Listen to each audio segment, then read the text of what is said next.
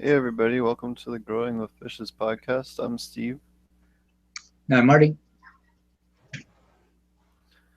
and we try to do this podcast every week. Last week we were off. I was moving across a couple of states, so I'm out in California now, out here in Humboldt County.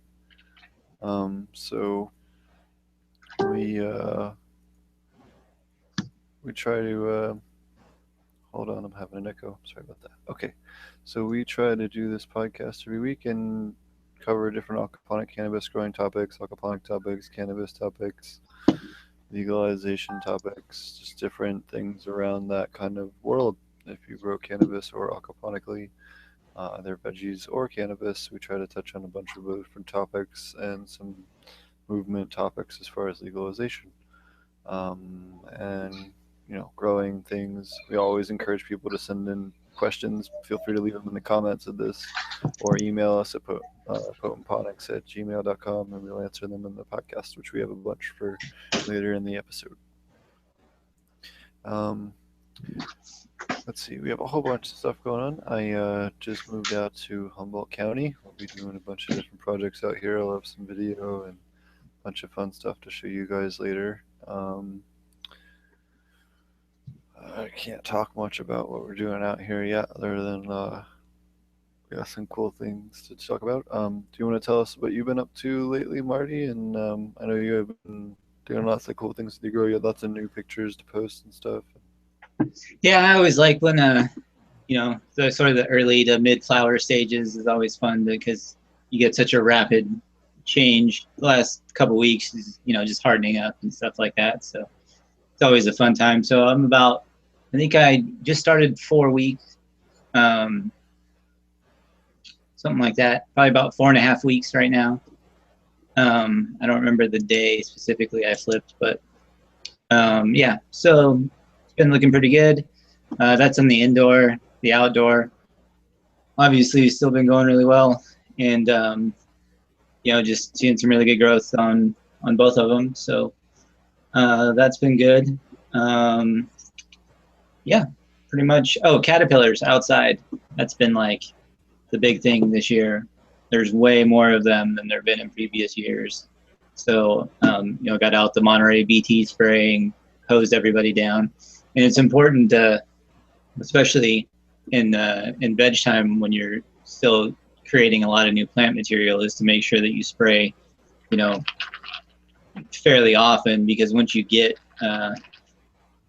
new plant leaves that have grown that have not been treated, then they can just start laying them again. And I've actually not had any of them on the cannabis plants so far. They've been on all of my companion plants. So they've been on all of my mustard greens and all of my kale, and they just tore my kale to shit, actually. Like, they demolished it in a matter of like a day and a half. And so put some spray on them, knocked them down. Everything was fine. I noticed a couple of more, maybe like a day or two ago. So I sprayed them again last night. And yeah, stuff works good. You can see them the next day, even the ones you don't pick off. And I usually pick them off. I cut them in half and throw them in the fish tank, so that the fish can eat them. So, but even still, you'll come back. I come back later and find them just laying on the grow bed, because essentially it just poisons them, and or is toxic to them, I guess is probably the better term for it. So yeah, this year has been way more than anything else. So that's been the main thing that I've dealt with. Other than that, it's been pretty much maintenance stuff for me. And I have 6 plants in the ground and 4 plants in the aquaponic system. So just keeping those chugging right along. It's been going good. I have a pretty good comparison. The Starfighter, I have both in aquaponics and in the ground. 2 of them that were basically the same size when I transplanted both of them. And they're in the same backyard. And the aquaponics one is just killing it in terms of growth. I mean, not that the other one isn't doing well, it's still growing quite well. It's not that much smaller, but it's noticeably, I would say probably like overall 20% smaller. So that's been nice to see sort of the comparison between the two, and they're clones of, you know, exactly the same mother. So that's always a fun comparison to do that stuff. And yeah, looks good.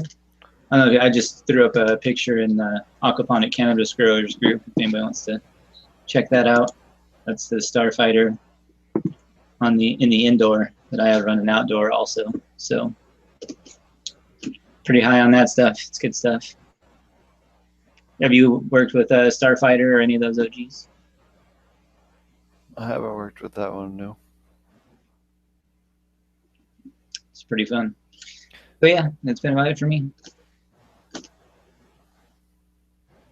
Have you posted any like side-by-side pictures at all, or is that what you just posted? I haven't As far posted as the any two of different plants.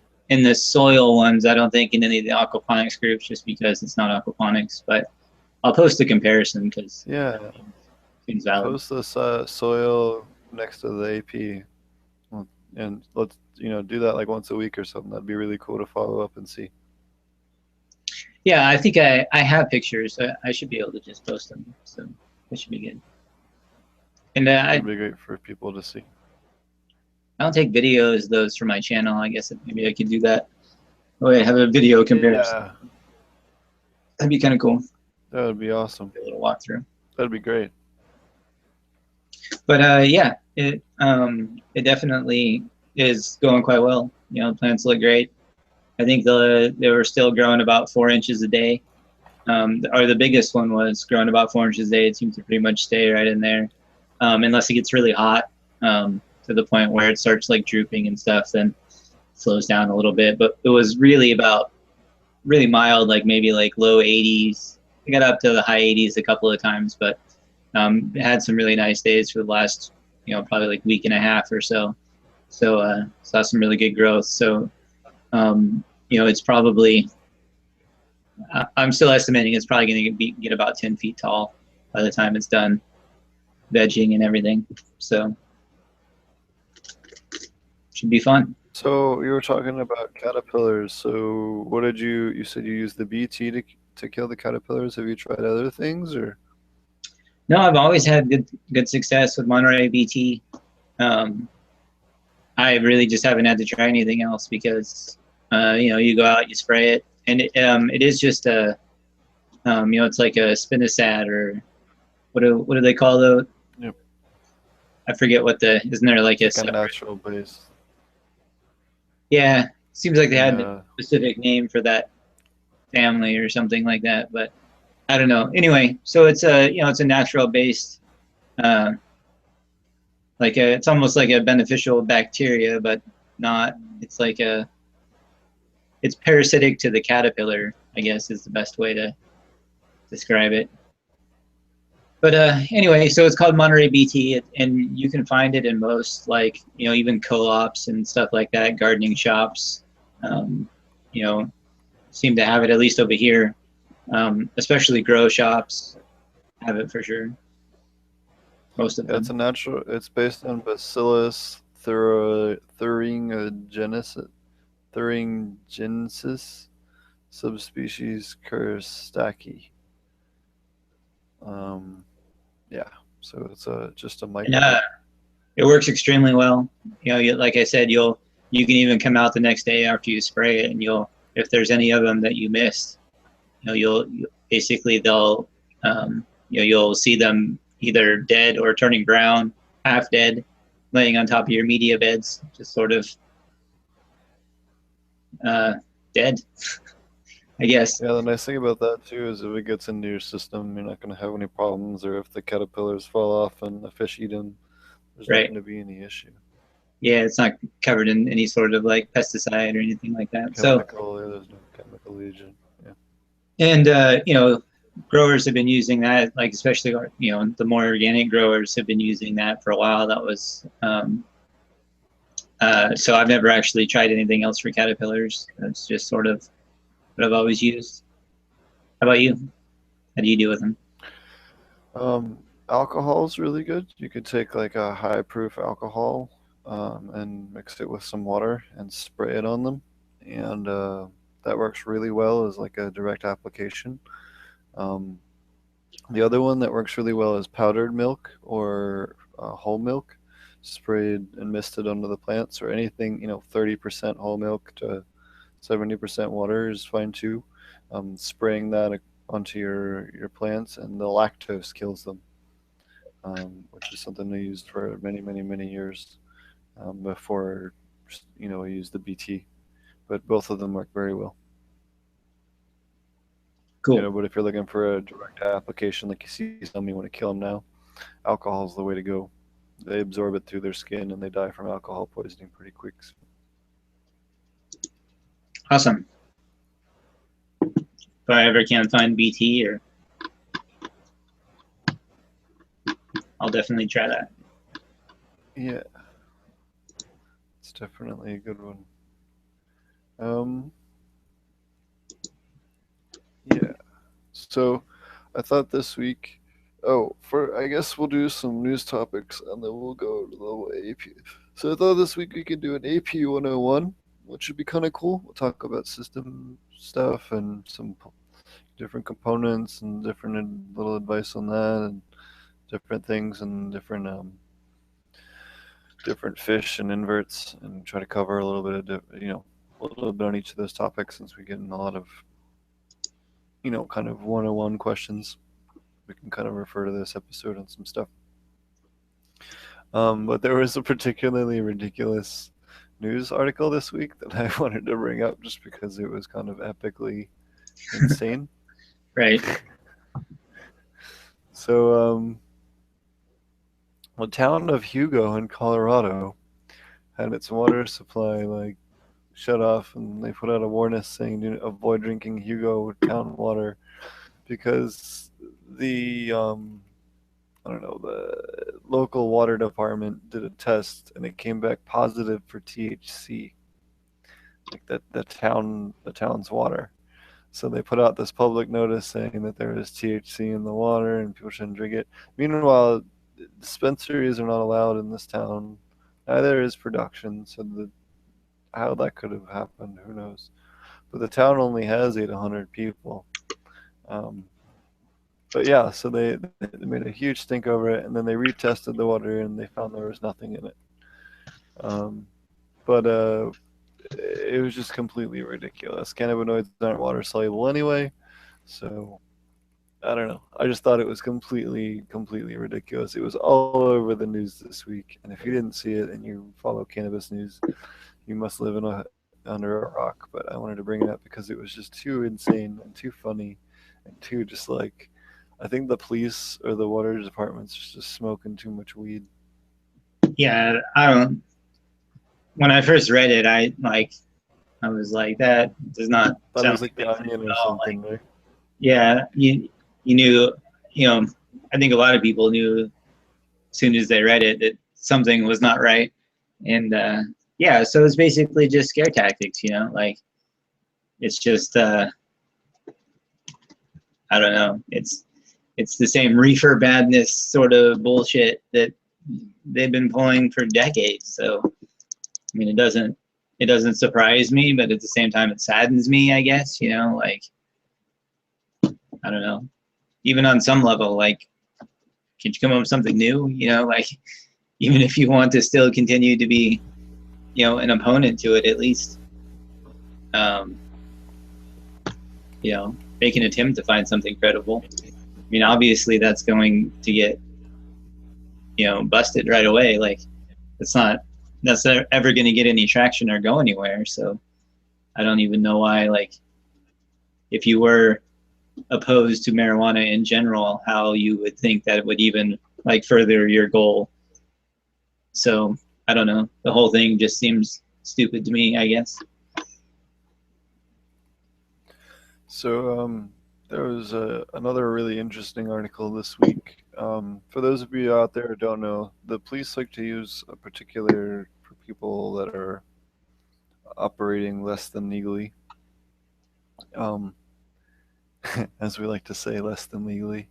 Um, They use this thing called a stingray, which spoofs as a radio cell phone tower to grab your information, blah blah blah blah blah. Well, and steal all your things. They can use it to tell where you are at a given time and prove that you're dealing with such and such, and I don't know, use it in court evidence.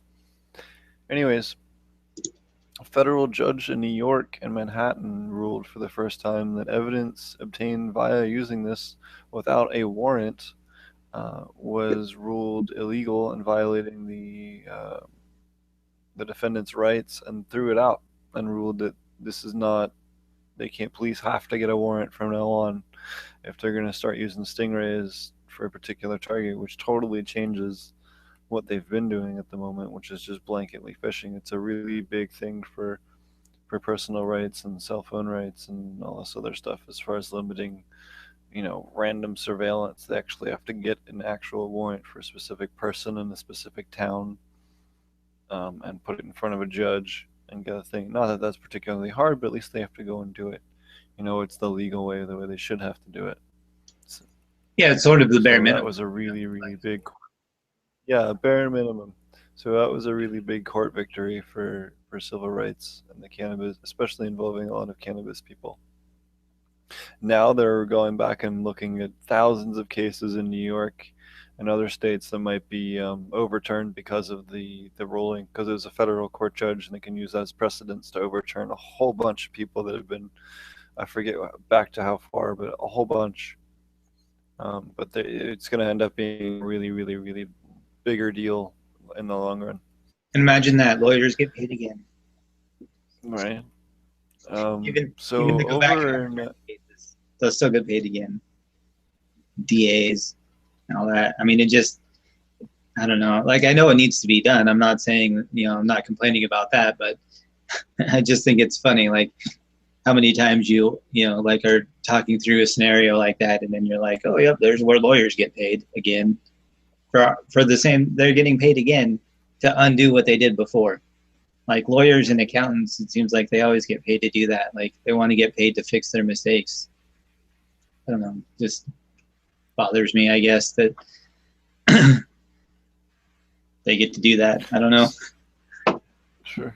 So, University of Tel Aviv has been doing some longer-term studies since 2003, involving the IDF, Israeli Defense Forces, and cannabis, CBD, THC, other cannabinoids, and preventing traumatic brain injury, and then also helping people recover from traumatic brain injury post, and reducing symptoms and all post, once they have them. They found a huge increase. They said they found patients, 88.5% of the patients said that they had, improved symptoms from the study.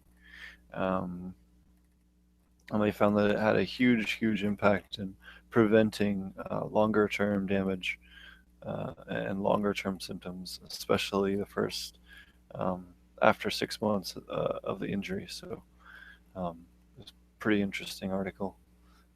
Yeah, if you could post that, that'd be great. Yeah, I'll post all this stuff in the link there in the comment section of the video in the end. The next link I had here for the week, a news article, was Alabama parents. So they just got access to in Alabama for CBD oil just recently, and a whole bunch of parents are reporting a huge, huge impact.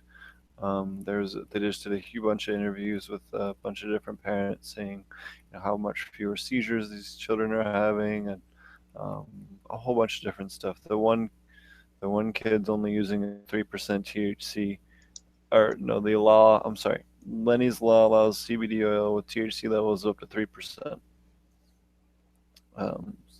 So they allow up to THC levels of 3%. So,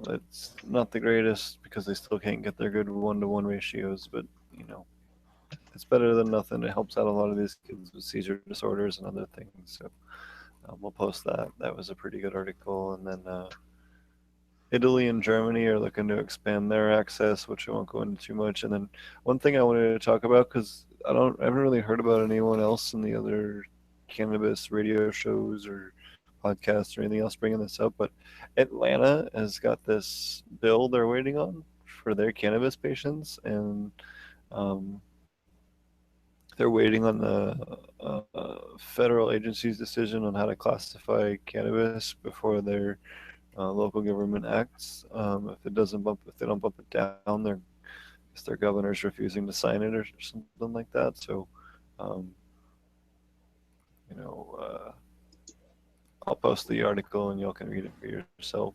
But it was just kind of crappy for them that they're still waiting on this, and that it depends on what the DEA does, and who knows what they'll do.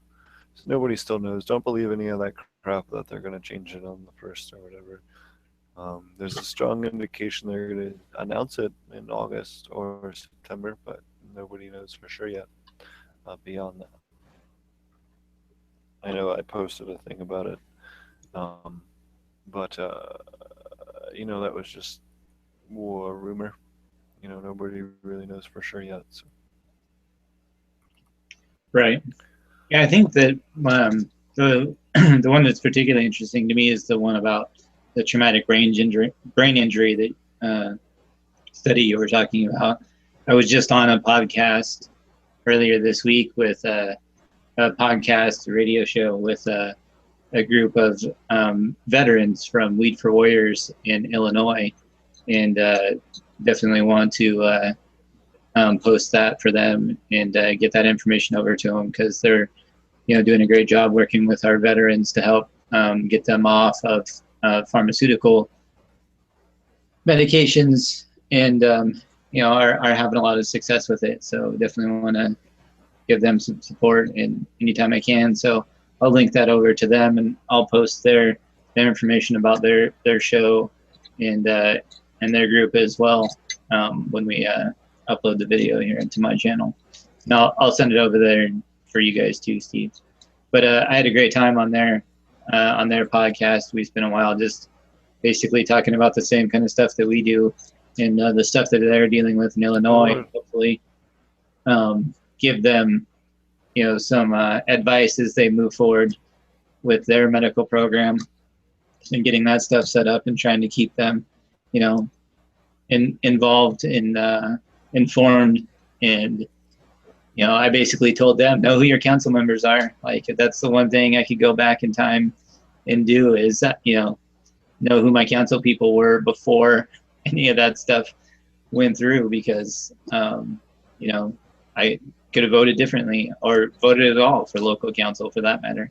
I don't even know if I did, to be honest. So I didn't really know anything about them, and if I did vote for him, it wasn't a very informed vote. So yeah, I think that was probably the biggest thing in how they'll interpret laws and still try to use them against you, even if you're like Oregon. We wrote right into Measure 91 that we didn't want them to have any jurisdiction over medical at all whatsoever, and no local city or county was supposed to be able to overwrite any of that stuff, anything medical, as a result of Measure 91. So that's been obviously the big challenge we're dealing with. And we have a hearing coming up in Jackson County.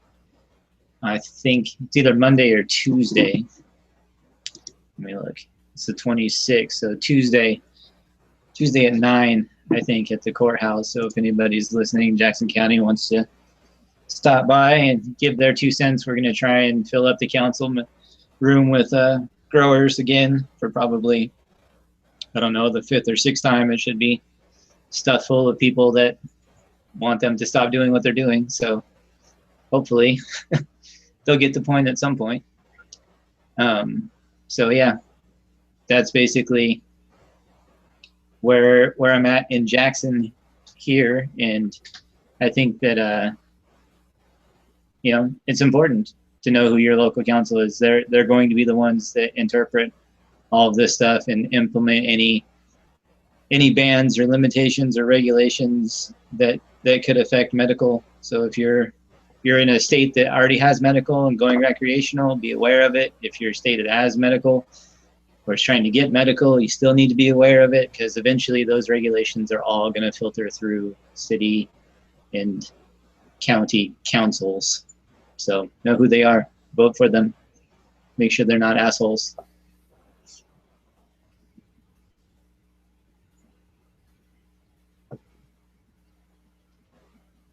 What you doing over there, Steve? I see you clicking around. Yeah, I was just somebody was asking a question here about it. This is I was replying to him. Hey, great podcast. Last podcast, you forgot to answer my question about last podcast. I was wondering with a 55-gallon barrel for a chop system, flip system, I would I need a swirl filter, biofilter, and sump tank for the setup? I live in an apartment so tight on space. I want to add a vertical tower to utilize the space I do have. So, for this one, you don't really need a swirl filter, especially for something that small.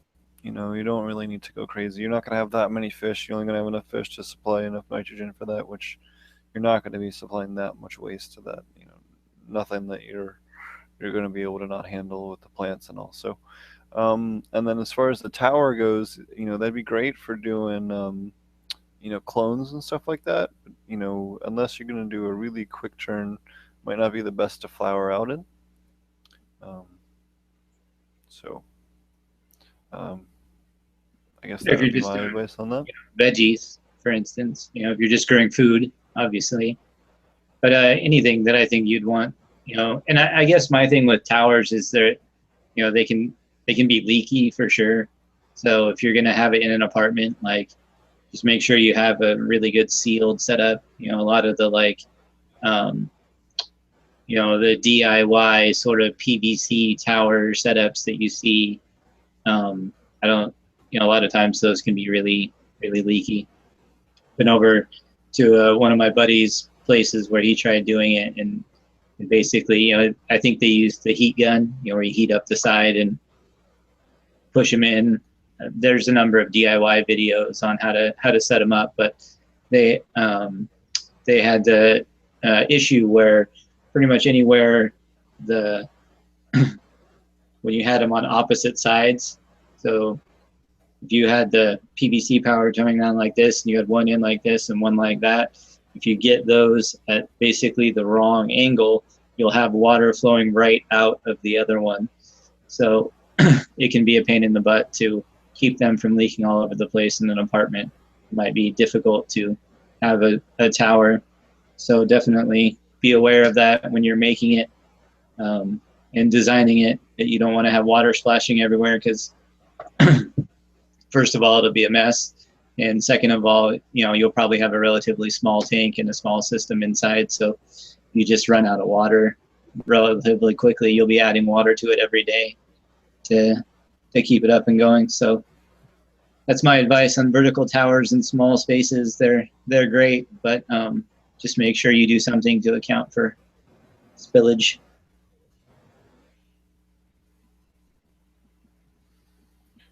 Indeed.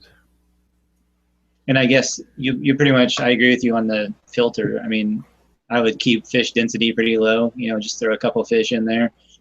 And yeah, I would just have a media bed of some sort. So I'd have like a tower down to a media bed, and just use the media bed for the main filter, and have some red worms in there. And I would call that my filter.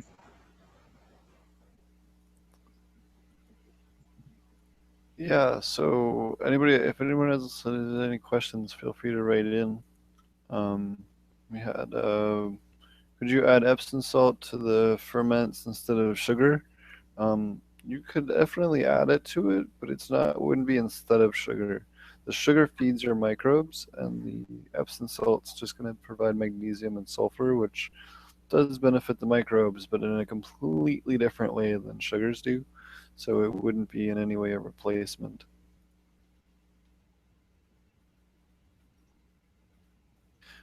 Um, so, do you believe it would leach desired nutrients out of the fruits and leaves? No, it wouldn't leach anything. It would just add magnesium and sulfur. Maybe it was a stoner idea.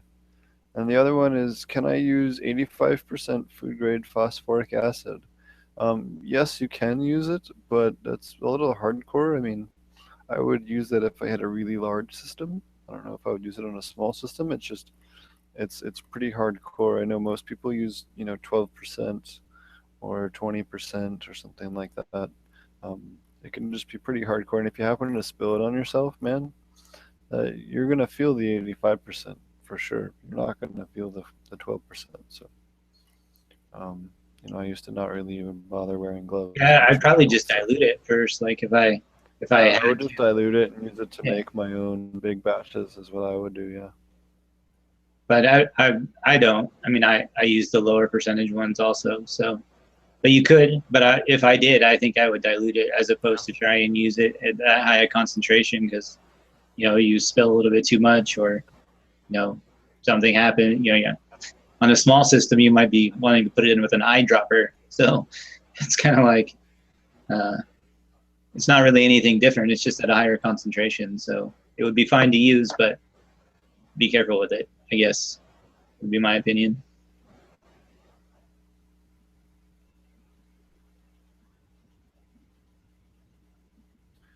What else we got here? Yeah, that's all I have for that part. Um, so what is the current status on your like legality situation with your township and your lawsuit situation? Do you have any kind of follow Yeah, up so with all that? I got an extension on my my violation warning of violation, I think it was called. So basically, I won't get fined at the moment, and my first fine is $600, and my second fine is $10,000, I think, something like that. So they can't even give me my first fine right now because I've been in contact with them and got an extension, and there's a hearing about land use, and that's what all basically all this stuff about it for me growing outside is all based on my zoning um, and what they determine farm use. So yeah, I have I'm gonna apply for a permit hopefully, and I'll get all that extended out. But on Tuesday morning, we're gonna have the farm use meeting where they're supposed to talk about all this stuff. So I should have some more information out of that too. But it looks like I'll have to provide documentation like pictures, and I have to have notarized statements from my patients from last year, and like a description of the grow and a list of people that trimmed, and like this whole, it's like a 2-page like report that I have to do to prove that my grow existed last year so that I can be grandfathered in. And even still, that still cost me $1,500. Like after I put all that stuff together and I apply for it, it still cost me $1,500 just to basically be grandfathered in. If I don't get the permit, then I'm not grandfathered in. So it basically, I don't know, it's extortion. But at this point, hopefully what will happen is that it will get overturned and we'll be able to get these regulations changed or at least amended greatly. So that's kind of the boat I'm in right now. And I still have all my plants in the ground. Another couple weeks, we'll figure it out. I'm going to be at the meeting on Tuesday, so maybe if we do a podcast on Thursday or so, I'll have some more information on what they had to say there, and then usually the next day we go over it with the lawyer and kind of get their interpretation of what they had to say, and I'll have some more information then. But that's where it sits right now. And everybody in Jackson County, if you're on urban residential land, basically anybody can call up and complain. Or I've heard also that some county enforcers have just been out driving around looking at grows. So that's been a thing. Oh, here's another news story for you. I don't know if you know about this or not, but in Oregon, the one of the, I don't remember if it was the OHA or it might have been the OLCC, I think I'll have to look it up again, but they exposed a whole bunch of growers' email addresses, which is essentially private information. Some people are trying to have it interpreted as a HIPAA violation and have them sued. But yeah, there was a whole list of like, I can't even remember, a couple thousand, I think, of growers that had their email released without their knowledge. So some people think that other information like our addresses get passed over to people who work at the county so that they can just drive over and write up a violation, and then, you know, bam, that's another $1,500 for the county, or they get to shut down a grower. So for them, it's sort of a win-win. So very awesome. Yeah, it's pretty much mob. That's what it is. I've decided they just come in like the mob, and they're like, "Hey, it'd be a shame if somebody came in here and ripped your plants out of the ground. You know, if you give me $1,500, that won't happen." And that's basically what we're talking about.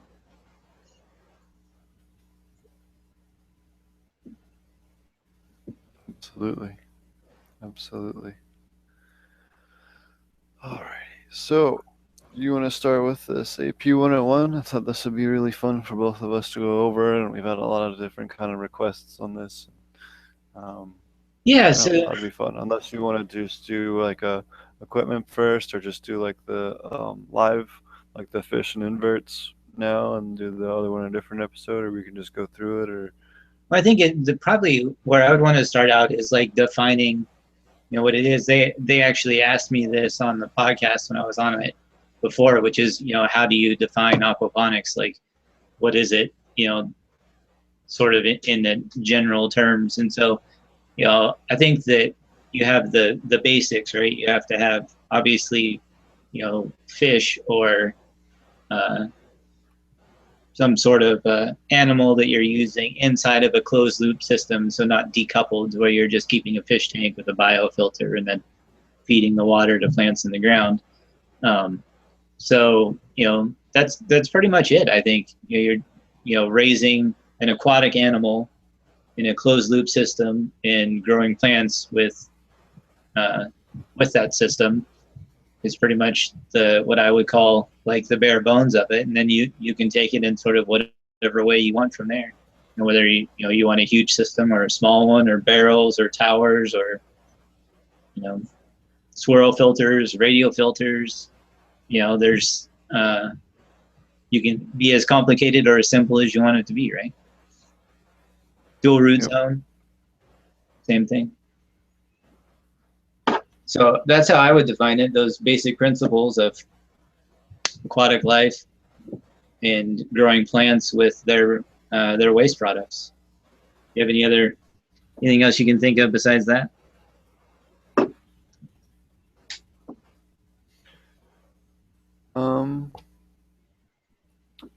No, I think that's good. So we I had for the AP 101, you know, I figured we could start off. Sorry, I just had a family thing come up, and I spaced out. What was the decision on that? Sorry, just being a stoner. As far as talking topic wise, we're doing living things. Oh, you were doing equipment. I was saying that we were defining the aquaponics, you know, sort of what it is, and we were starting on the Aquaponics 101. So I would say that aquatic animals in a closed loop system where you use the pie products to grow plants. Like, that's pretty much the nuts and bolts of it, and how we go from there. You know, elaborate, not whatever. Mm-hmm. Do you have anything else you can think of for basic rules? So yeah, I guess we could touch on some basic stuff as far as the living things on that note. So some stuff you definitely want to don't do is don't put duckweed into your system and let it breed out of control.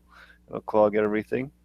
be mindful of that whenever you're adding things to your system, especially if you're going to add water hyacinth or water lettuce and that kind of stuff. It'll creep in.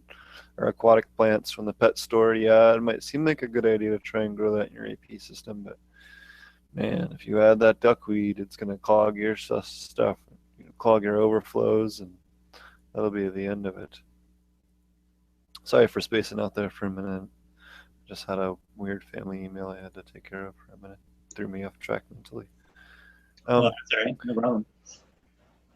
Other things you should definitely consider not putting in your system. Freshwater mussels. Freshwater mussels have a parasitic life stage, and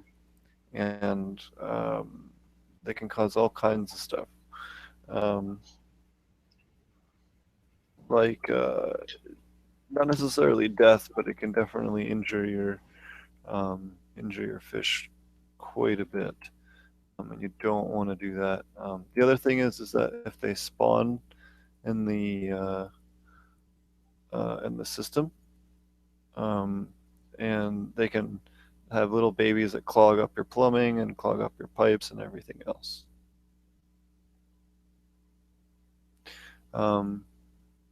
So that can definitely cause a whole bunch of problems. Those are the ones I would say you're definitely, absolutely do not put them in your system under any circumstance because they just will cause nightmares. Also avoid snails because Yeah, I was baby just getting ready to snails say also snails, seem the other one. yeah, avoid them. Unless maybe the big apple snails because you can see the big foam eggs and they're easy enough to separate out and hatch separately or get rid of or whatever. Um, but those are restricted in many states as well. So those are stuff I would say definitely avoid um, as far as that goes in an AP system. But aside from that, yeah, you can use any kind of other freshwater crabs, prawns, shrimp, fish. Some people even do turtles, and frogs and stuff. Yeah, technically you can have a very, very small remote chance of introducing salmonella, but the you know, not very likely to do it. I think if you're Um, just getting started, then I would just grab goldfish, like just straight up cheap goldfish from the pet store, and sort of get everything figured out from there, and then switch to a fish that you want to raise, and then it'll just sort of narrow that scope down of things that you have to learn if you're going from. If you already know how to keep the aquaponic system with goldfish, then you pretty much just have to learn the nuances of switching breed of fish when you switch to catfish or bluegill or tilapia or whatever it is. You just kind of have to get to know the breed as opposed to try and learn everything at once. So goldfish are cheap. They definitely work. They eat a lot. They produce plenty of fertilizer, and if you kill a bunch of them, you don't really have to worry about it. So that's my advice for the beginners out there, is to just start there, and then when you're ready to swap over and you feel confident enough, then go for it.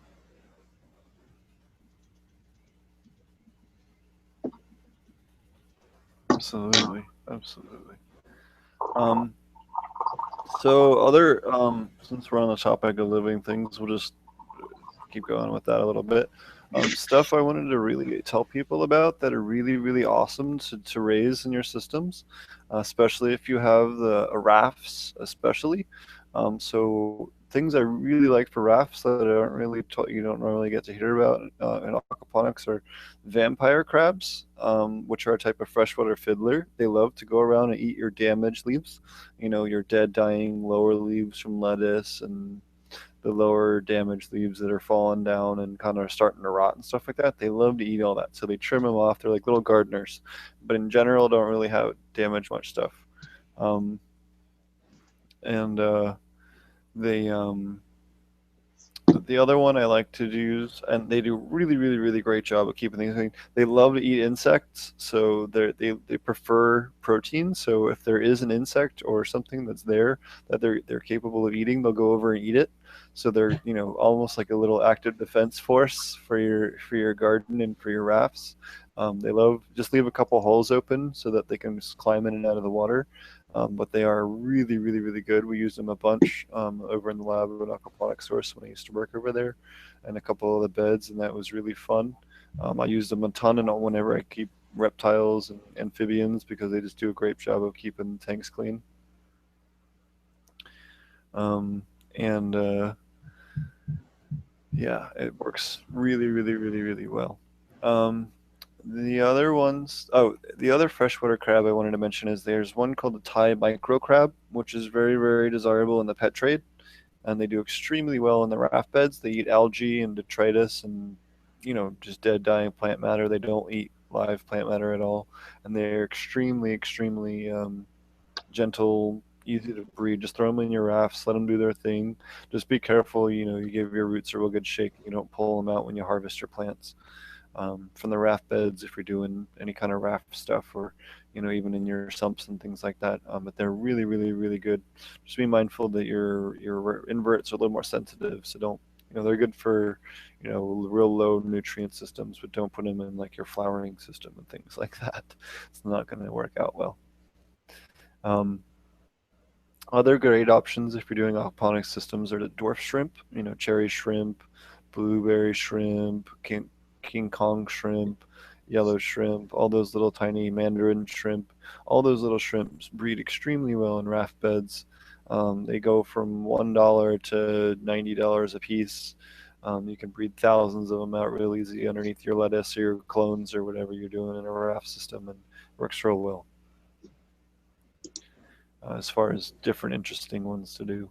And then you have your freshwater shrimps like your red clawed crabs, or red clawed crayfish, and, you know, there's a couple of other freshwater shrimps, larger ones, and freshwater prawn, which require salt water to breed briefly, and some other things that get trickier to raise depending on what you're doing with them, and things like that. So, Right on. yeah, it's pretty interesting.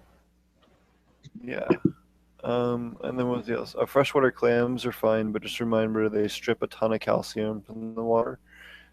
So that can be cause issues because of how much calcium and alkalinity they uptake from the water, especially if you have them in high populations. They don't harm the fish the way the mussels do, but they can clog your plumbing in the same way.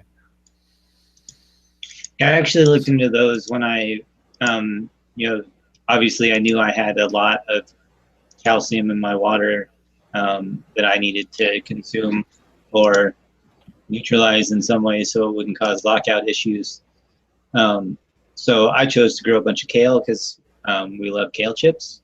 But that's how I learned about their calcium consumption and their concerns in aquaponics, because you could actually use that to your advantage if you know you have a lot of calcium in your system and you want to, you know, keep it from building up. Then, and let's say you can't, maybe you don't like kale, or you don't have the grow bed space to do that, or whatever it is.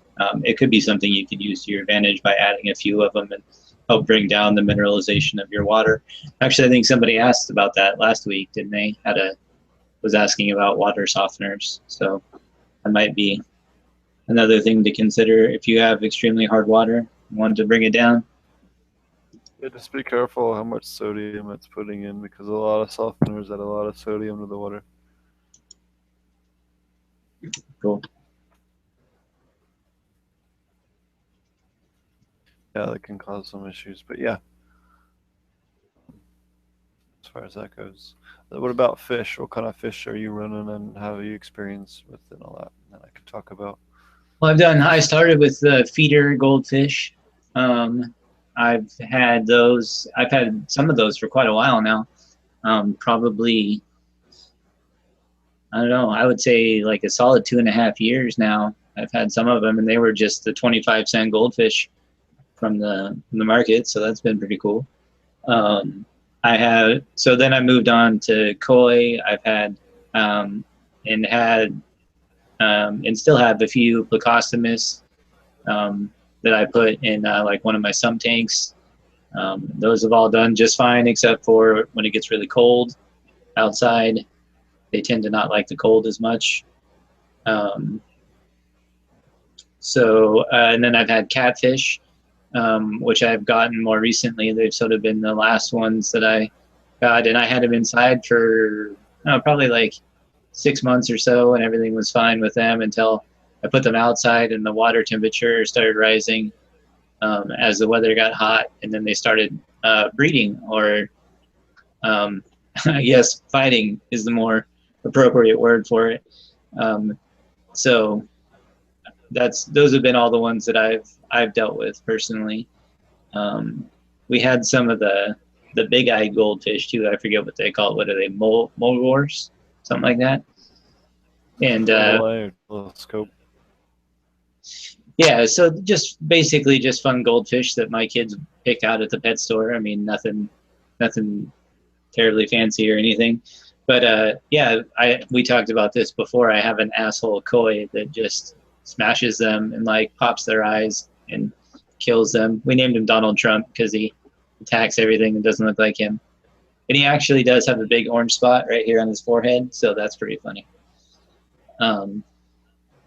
So yeah, those have all been, I would say that probably the koi and the goldfish are the most hardy and are the easiest to care for, I guess. The catfish were pretty much the same except for the whole fighting issue. If you let the water get too warm, they'll start wanting to breed.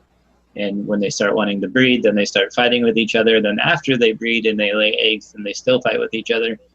So from what I read, basically the male will protect the eggs from the female who will try to eat them. And it's pretty much a fight to the death, apparently. I think I had 6 fish or so that I ended up losing from essentially just scars and from fighting. You can see like the teeth marks on basically like right on top. So they bite on the top of the head and top of the tail. The highlighted tank. There can be only one. They're fucking assholes, man. I'm telling you. And I only have one koi that's that way. The 10 o'clock cage match. Yeah, but so that definitely happened. So I haven't done it yet, but I put the shade on top of the tank, which helped a lot. But I did just find some more eggs, but luckily I got them out of there before they started fighting too much. So I got those out. The first eggs never hatched or anything. I don't know what happened with them, but I did find them stuck in the pump. So that's probably has something to do with it. So I just fed those to the koi. They loved it. They tore them apart. It was awesome. And so the second group I just threw back in the tank, and we'll see what happens. So they're just in a separate little 10-gallon tank right now. But yeah, so those have been all the different fish that I've raised. I haven't had tilapia. I've read a lot about them, but I haven't had them. They don't really like them here in Oregon. You actually have to get a permit to do it here in Jackson County. Shocking. Another permit. So it's not that much. It's like $20 or something like that. But I just never really wanted to deal with it. So it was a lot easier to just go buy some at the pet store. And then the catfish I just got from a friend of mine who has an aquaponics farm here locally. So that was kind of nice to just scoop up some of those. Little barter system action, if you know what I mean. Yeah, and as far as fish goes, I've worked in the pet trade for an extremely long time. I've kept anything you can imagine at this point. If it's interesting, I've kept it for some length of time. If you're interested in some cooler stuff, you can do piranhas, pacu. Um, you can do a lot of cooler, bigger fish, freshwater fish. Tell your local pet shop, hey, I actually have a bigger system, a couple 100 gallons. Like, order me something interesting. You can take those big red tail catfish that you see other idiots buying and putting into a 55-gallon, and you can raise them up big. You can take those shovel-nosed catfish, those big, clown knife or those Oscars, or those other really big predator fish that normally you really shouldn't have any right keeping in an aquarium. Realistically, like, you can keep all that and have it be comfortably housed and really well filtered by your system. You could you don't have to eat your fish. You could just have a really, you do arowanas or an arapaima, depending on how you're licensed and what state you live in. Um, and freshwater stingrays put out urea instead of ammonia. They're another very interesting option. There's all different kinds of cool stuff that you can put in your system. You don't have to necessarily limit yourself, but as far as food fish, channel catfish are good, yellow perch are good, um, bluegill are good, easy to raise. You know, the tilapia, real easy. Um, all those are great. Oscars are another good one. I know some people raise and eat. I have a buddy of mine who does that over in Colorado, raises and eats Oscars, and gets a whole bunch. So it's kind of interesting. But you can do all different kinds of fish. You don't have to limit yourself, and find out whatever's local and contact your local fish and game and find out what the local recommended aquaculture species are. They're more than happy to tell you what they want you to grow most of the time, and they're also more than happy to tell you the your easiest nearby place to get it, so that you can be legal and not worry about breaking local ordinances with your fish laws. Some places tilapia are illegal, some places this are illegal, some places that are illegal. So it just keeps you out of trouble, and it's a great way to find out the local places without you having to do anything that's going to get you into anything that's going to get in.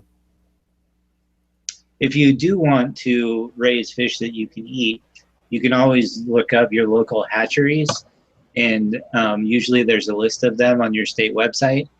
And then you can just call any of those, and then they'll ask you, you can ask them about what they have. They usually, like here in Oregon, you can get a list of who they are, where they're located, what kind of fish they have, and the contact information. So you can call them up and say, hey, I want to pick up, X number of tilapia or X number of rainbow trout hatchlings. And then they'll be like, oh, well, do you have your such and such permit? Or, they should be able to answer most of your questions about what you need based on what you want. That's how I found out the information about tilapia and catfish and different things here. Most of the ones that are considered an invasive species are going to require, some type of permit, but usually, like I said, it's only like, less than $20 or so. To be able to have, I think they call it like a fish handler's permit or something like that, where basically you just are licensed to handle live fish, but there's not really anything there's not like a test you have to take or anything. It's basically just a fee. So I'm not really sure why, other than just to collect money, I guess, because that's all you do is they take your money and then you can get the fish. So I don't know, but so I would check your local website or your state website for a list of hatcheries, and you can do like bluegill, catfish, tilapia obviously is a popular one because they grow so fast and they're so easy to breed, which I guess is another thing that you have to consider also, is if if it's your goal to be sustainable, breeding is an important part of that, so you don't have to keep getting fish. You can raise something like tilapia or catfish, in which they're not difficult to breed necessarily, as long as you can set aside a tank for that, or even another small system for it, so that you can continue to raise your own fish and populate your own systems and continue to eat them. So breeding, I think, is probably one of the things that gets overlooked when you're raising fish for food. So definitely consider that and look into it when you're thinking about raising your food to eat, or I guess your fish to eat. Absolutely. So I know I considered trout, but it required a lot cooler water than a lot of the other fish did. A lot cooler and cleaner water for any of the rainbow trout that you can get here locally at most of the hatcheries. definitely it seemed like it was that I could probably put them in like late, or I would say early fall or mid fall, and then pull them out late spring and be able to get them to, essentially pan size. But other than that, the water would just get too hot too fast unless you had like a water chiller or something else more complicated than I wanted to tackle. But I think trout would be my preferred fish to eat if I was going to raise fish for food primarily. That's for sure. Yep. Trout are good, but the issue is that they run really cold. So for cannabis in particular, they aren't the best option. Great for winter crops and things, though. Or, some people do some decoupled systems with different temperatures and stuff, but, that gets pretty wonky. And, it's a lot of extra plumbing for, just too many points of one failure. fish when you can. Yeah, it's a lot of extra failure points and a lot of extra headache and a lot of extra investment, a bunch of other crap you just don't need. Which will get me on a rant about disconnected systems if we keep going on about that.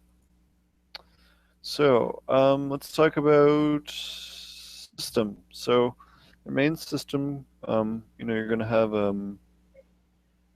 usually some grow beds and a fish tank. Your grow beds, are going to usually be pre-made beds or a liner, Durascrim, Ultrascrim, whatever Scrim, whatever. I think there's some other crap out there now. Barrels. Think of what else? Barrels, child pools. I don't know. Any container, an old freezer, fridge, horse trough.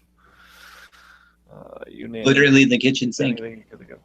Yeah, kitchen sink. Even the kitchen sink. I've seen bathtubs.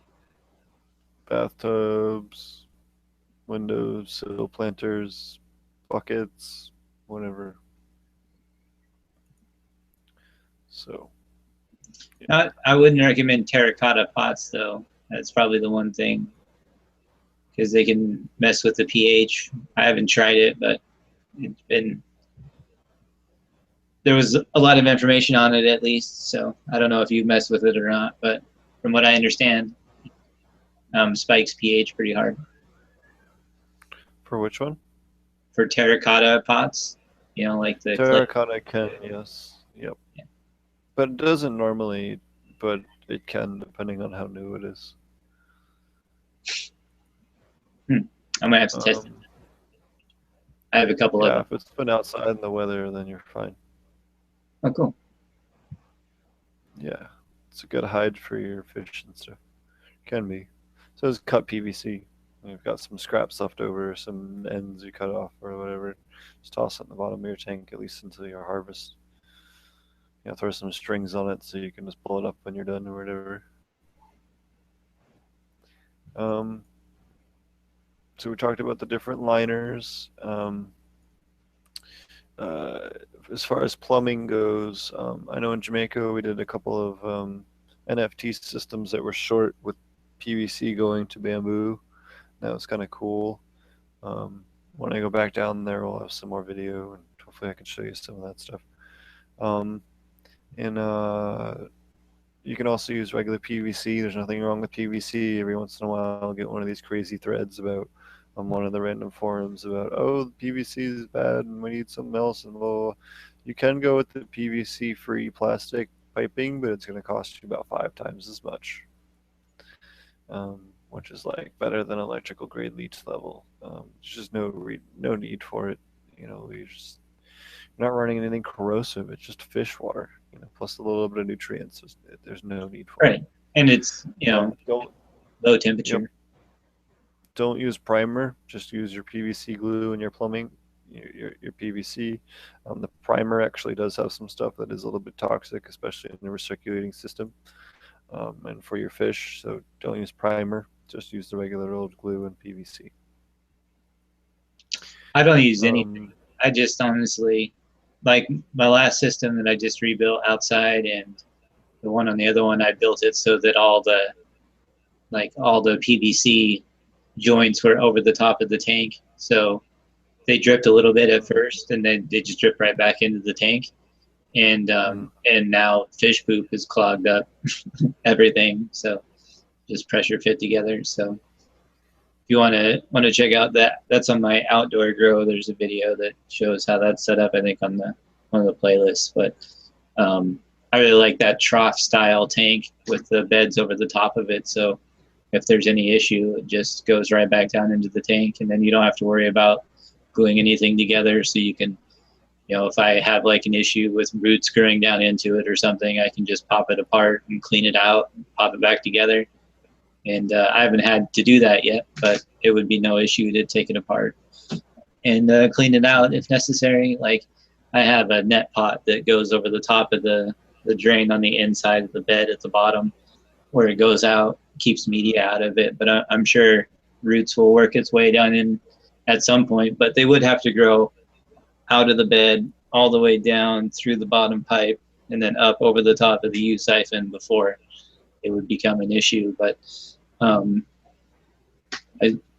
I just think that you can set it up so that you don't need to use any of that glue if necessary. But I know like the cement and stuff, a lot of people have used that without the primer, like you were saying, and had good luck with that. But it can be difficult to get apart.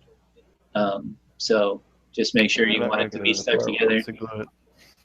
You just cut it after the joints so that you can put a slip fitting back on it, a slip. Yeah. Female. It'll be together. That's that's for sure. So if you ever want to take it apart, then don't glue it. And fish poop plugs all holes.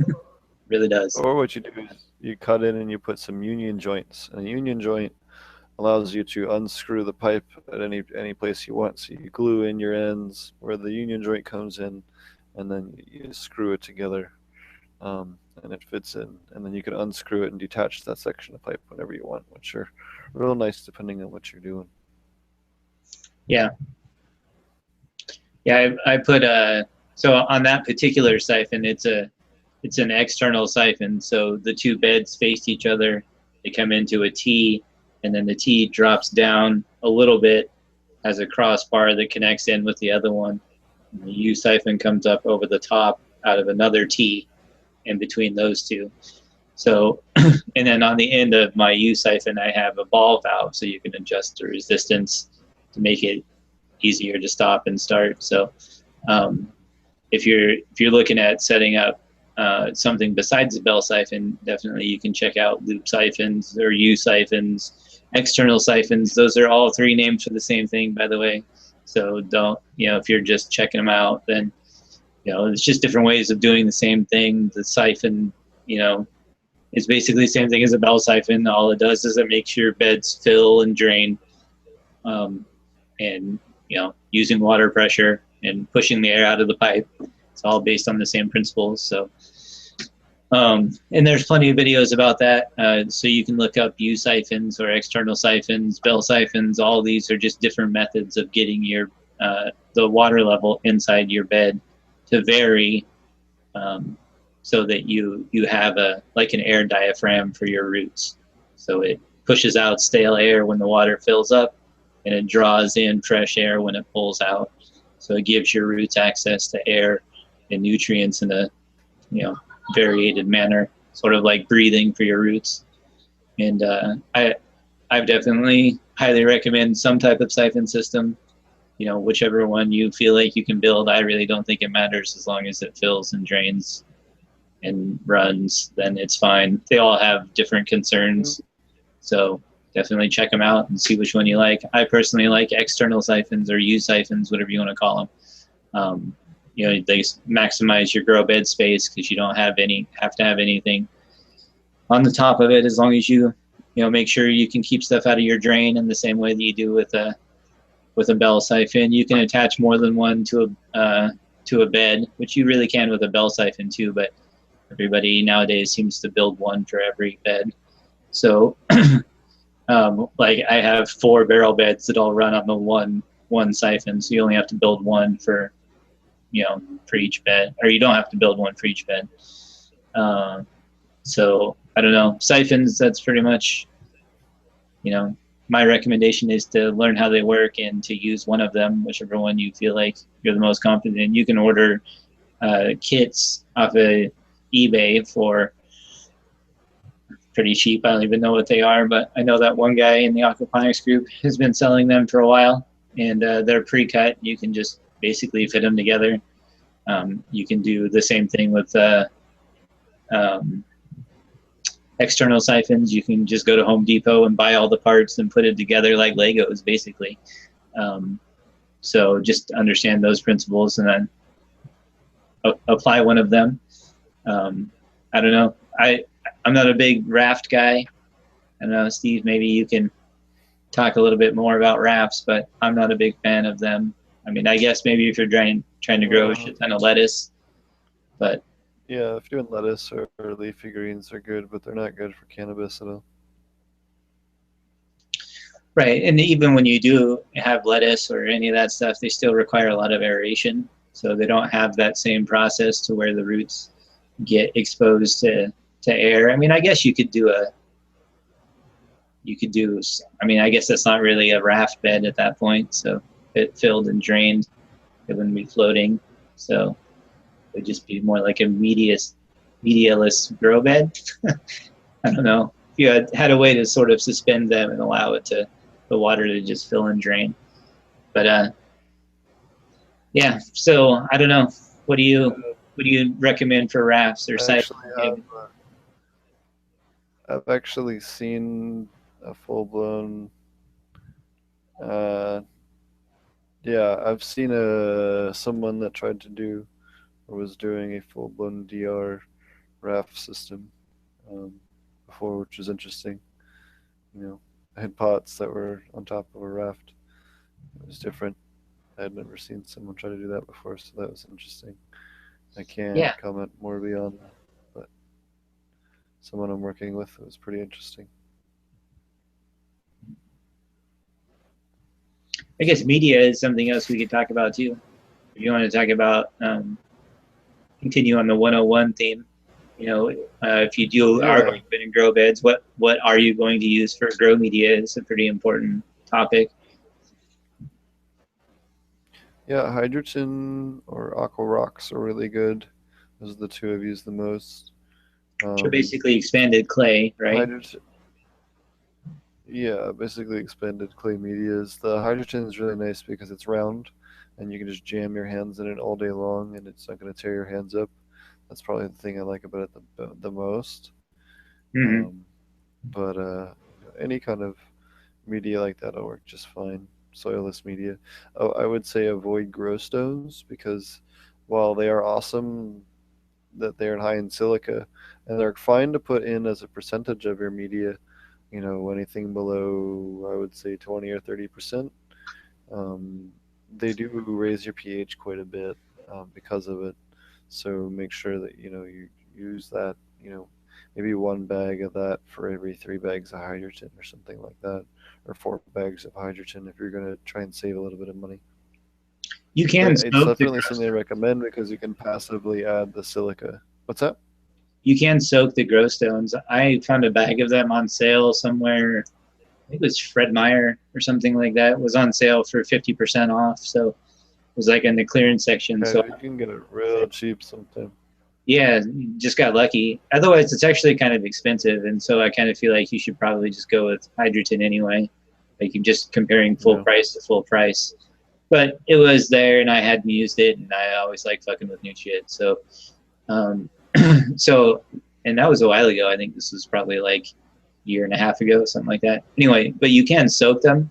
So what I did is, because I read about the pH issues after I bought it. And so you can soak them. I did mine, I think it was 3 or 4 nights in a row where basically I just soaked them in my well water and then dumped it out and then refilled it and did that. I'm pretty sure it was 3 nights in a row and then just kept testing it until it stopped driving the pH up. And then it worked just fine after that. I didn't have any more pH spike issues.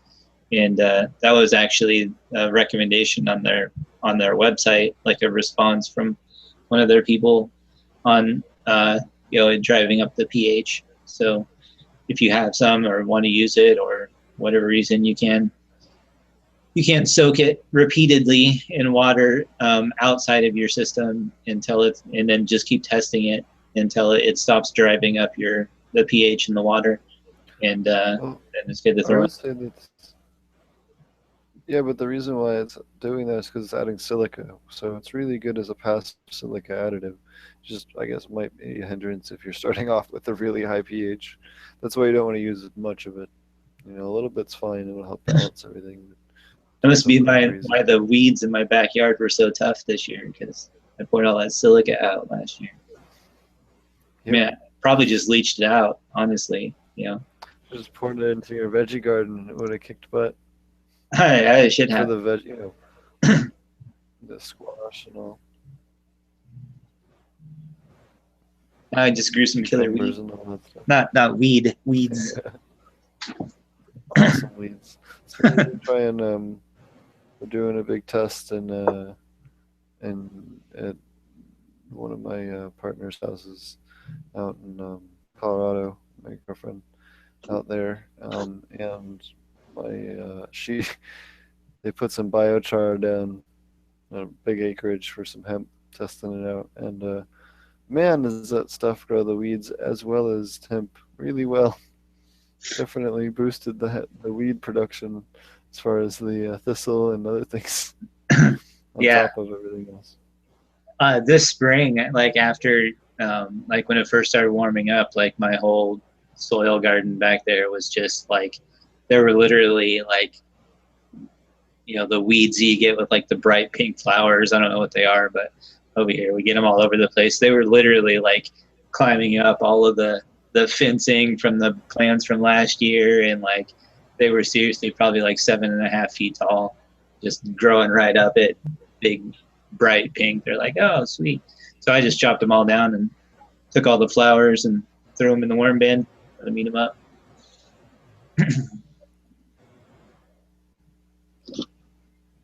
Yeah, it works really well. I know a lot of people make like ferments out of them too. Yep. So let's talk about that tea brewing and fermentation stuff. So you want some buckets and some lids, maybe one of those air sealers like you would for doing fermented beverages. You drill the hole and it has a little loop in it. You put water in. That's another good one. I'll let the air out but not in. Gas out but not in. If you're doing labs, and then for teas, you're looking to do just some air stones in a bucket. You want to talk about what maybe you do for that stuff?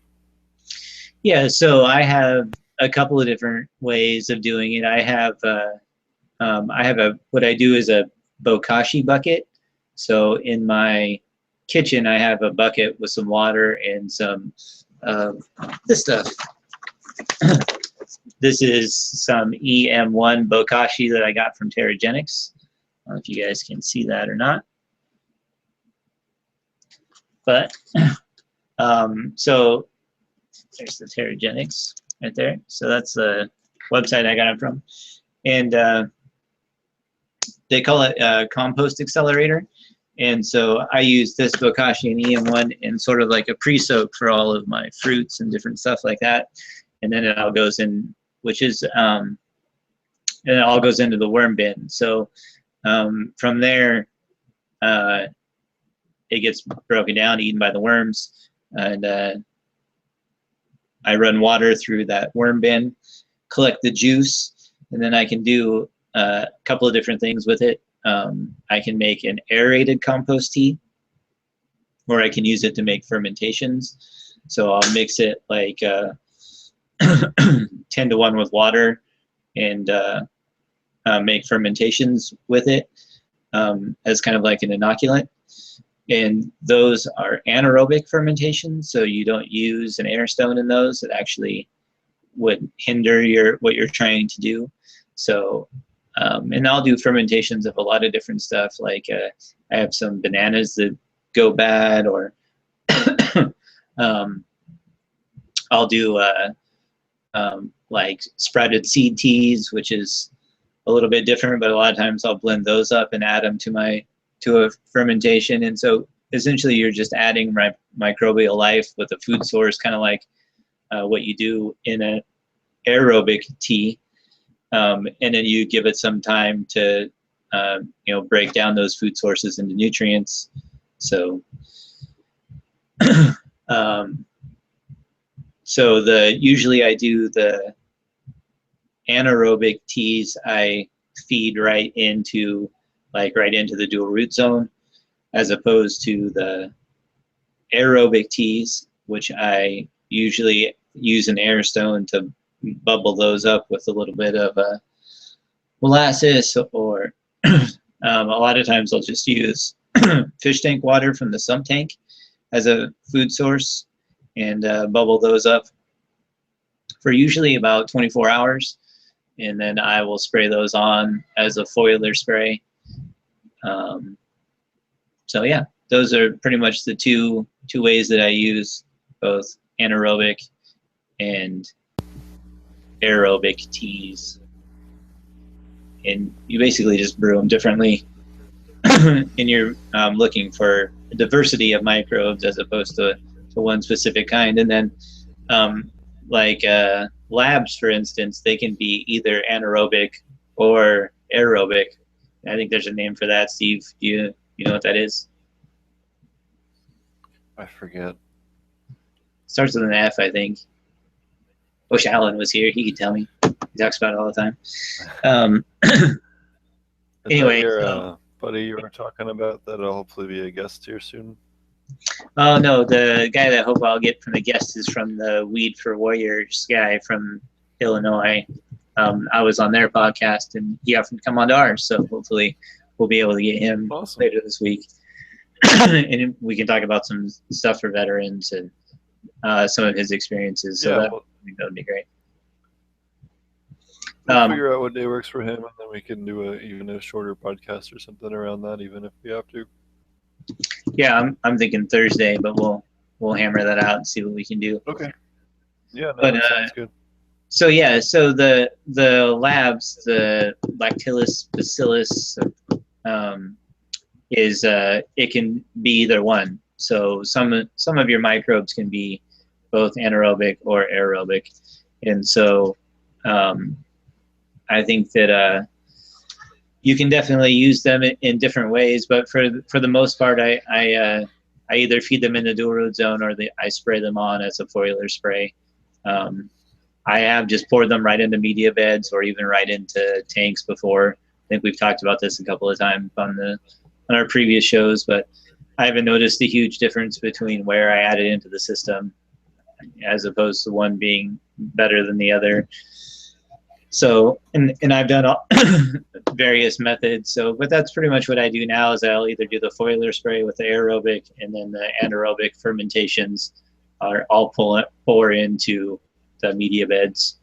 So I did get some of this. I haven't added any into the aquaponic system yet. I dusted some of the plants in the soil garden, but I did get some of this rock phosphate, which is, there we go, which is another nice way that you can add in, because this is a dry amendment, and I think you can see on the back there, it's just available phosphate and calcium.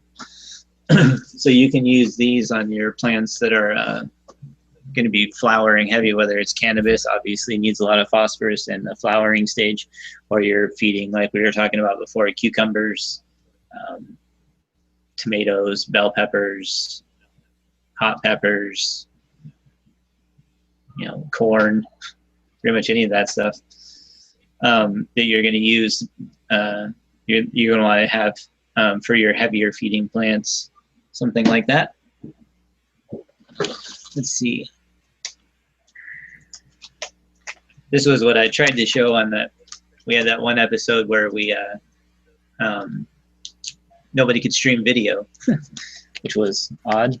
But this was the iron that I got from Roger over at the True Aquaponics store. He's got a list of stuff that you can use for supplements that's guaranteed fish safe.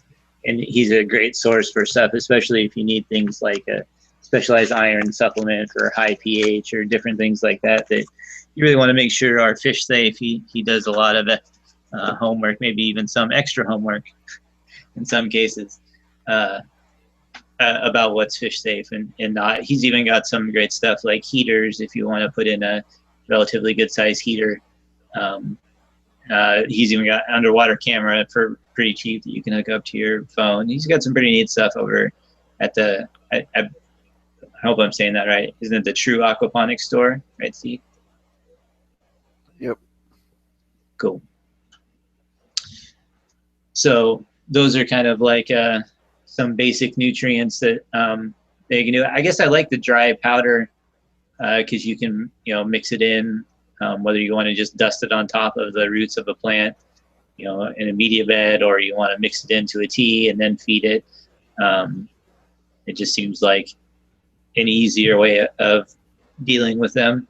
Do you have any preference in terms of nutrient-wise, what you like to feed, or do you feed to the dual root zone, or do you feed outside of it? Yeah, so iron, potassium,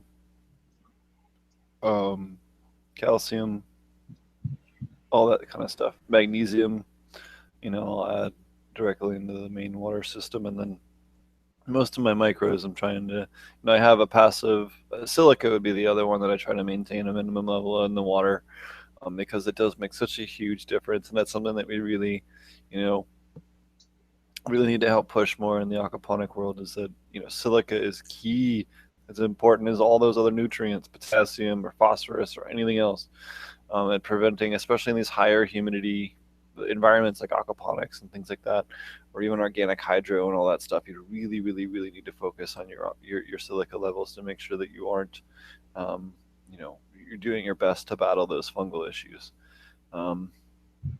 Right. So I mean, that's what and then I'm adding most of my PK, later on by a flower. Although one of the other things I was going to mention when we get to it is, once you get late in flower, you don't need any more phosphorus. Especially your last 5 or 6 weeks, you don't really need much phosphorus. It's just all the way up until that bud structure formation happens, and then it's mostly potassium that's feeding the flowers at the late part. I was reading more and more about, and talking to somebody out here about how that works and the chemical, how that all works on the chemical level, and you really don't need anywhere near as much. The biggest reason why they push the phosphorus stuff is because monopotassium phosphate is super cheap, and it's kind of like your go-to bloom booster, so it's an easy way for them to do it. But if you dialed it in, you would actually, if you're doing it perfectly for the plant, you really would dial back your phosphorus. You get more color out of your plants too if you're trying for purple and blue. Right, and I definitely see that too, because I don't supplement, a lot of my plants end up turning like purple stemmed, or the leaves, turn a little bit more purple, especially in that mid range of flowering, because I don't, they probably are lacking phosphorus, or probably at the very least are pushing all of that to bud structure, and not so much to the stem, and so. And I think you'd run into the, basically the same thing with any of those heavier feeding plants, would do that. And I have well water here, so that's probably the biggest reason that I don't really have to supplement, at all. But I do have this now, which I got, and I'll, for my raspberries and peppers, where I'm basically just sprinkling onto those and experimenting with it. And then probably my next run, I will add some to the castings before I put it into the dual root zone layer. So that way I'll just mix it in sort of beforehand, which is another great thing about dry stuff, is that you can, just sort of mix it in. So what I do, or at least what I did this time, which is the first time I set up the dual root zone, was I basically just wet some and then left it out to dry, so it didn't get like bone dry, but just so that it wasn't super moist right when I put it in. so I didn't end up like, you know, rotting the stem or anything like that. So so I spread it out, you know, and then just let it dry out. So probably what I'll do the next time is I'll add a little bit to this at the beginning, and then also right when they go into flower is when I was filling up the other probably like 30% that I left open with fresh castings. So like when my outdoor goes into flower this time, I will take and set up those castings, dust all that stuff on, wet it all down, let it all dry out, and then transplant all those in with that batch of castings, so it's not super wet and sticky when I put it in. Does that make sense? Yep. Which my plants have been doing a lot better in the wind. I know that was one of the things that we talked about. Like, I still don't. It takes a lot longer to set up each plant when you're, you know, as opposed to just like sticking it in the bed and letting it go. But it definitely is a lot more stable in the wind out there, especially, you know, I made that horsetail tea, which is just full of silica. And so my plants are like right now in the indoor, after I think I've fed it a couple of times now on the indoor, and it's like pushing the net up as opposed to being bent down by it. Like, the stalks are extremely strong. Like, on the outdoor, the biggest plant, I think the stalk is about like that big around at the base already, and it's not a huge plant anyway. So it's been it's been good. That horsetail tea, you know, was just this stuff. Horsetail, I already showed. The stuff here, the EM1, just in a bucket with some water. I cut it fresh. I found it here. It grows here locally. And I don't remember. I think I read about it. It seems like it was pretty common in North America, but at least all over this area, and definitely over there where you're at too, you should be able to find plenty of it. Horsetail fern. Just soaked it, let it go, and it's got some of the highest concentration of silica. So it's been great for my plants. It comes, I got the recipe or the idea from the Probiotic Farmers Alliance, the PFA group.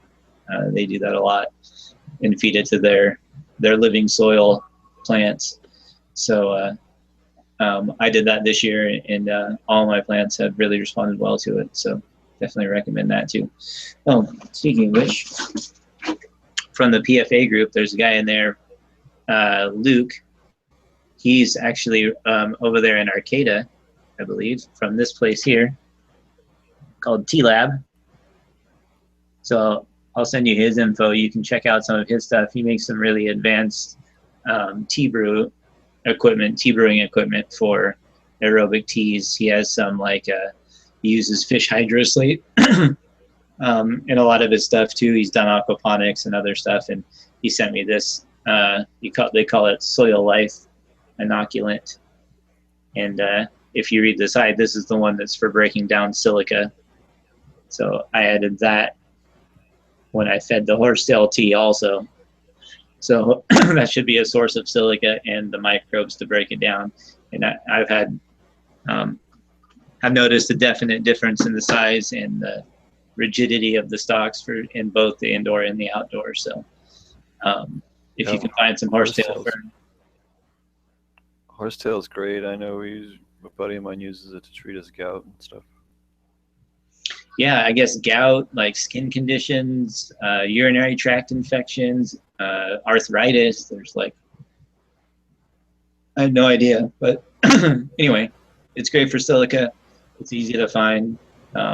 It's easy to harvest. It pulls right out. You can cut it down. You know, you don't even really need any tools if you don't want to. It pulls out so easy. You just grab it, tear it right off.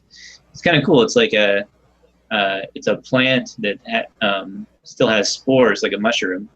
So it's kind of a interesting plant. It has like different male and female shoots, I guess.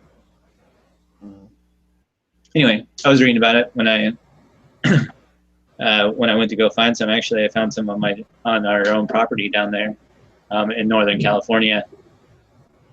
So I was lucky to find a huge patch of it. It kind of grows all over down there. So just chopped a bunch of it down when I was visiting my dad, and brought it back up here. Made a couple buckets full, and oh, that was one thing I was going to ask you actually. I made a lot of it. Is there? I mean, obviously you can overfeed anything. So what would be a symptom, which I couldn't really find this online either. What would be a symptom of too much silica in your system? Too much silica, you can have some issues with too much of it. It'll start to shed it out some of the leaves. You'll get some yellowing, and it'll dump the leaves. You know, it'll put a whole bunch of it in a couple sacrificial leaves and dump it out. I guess that would be the first sign. I don't know if I've seen silica toxicity in cannabis before. I I was just wondering because I always see the deficiency but never the toxicity. right. There's a lot of info on deficiency, which obviously that makes sense. But you know, I was just wondering how much I should be adding to the teas when I add them. Like I basically just add it right before I feed my aerated tea. So I'll just add it right to that and then spray it out. Well, it totally depends on what form. You know, if you're going to use it as a pH adjuster like potassium silicate, then you're going to add enough to adjust your pH. If you're going to use it as like a dip, or you're going to use like that would drive Grower's your Magic, pH up, right? or yeah, or you're going to use Grower's Magic or Keto which is like a zeolite or quartz based, depending on which of the two products you're using. You know, that's going to not raise your pH, and that would be fine. You know, you can go much heavier with it, but even you have to go pretty crazy with it, and it doesn't really lock out anything real quickly or anything like that. So it's not, you know, again, most of the time you're, especially the woodier plants, cannabis is going to be using a ton of it anyway. So it's just something I've never seen. I've seen always the deficiency and never the toxicity, like I was saying. Well, I'll just keep feeding it then. We'll see what happens. Like right now, I bet. I was trying to find pictures of it. I can't even find it on Google. Yeah, I already looked too. I couldn't find much of anything.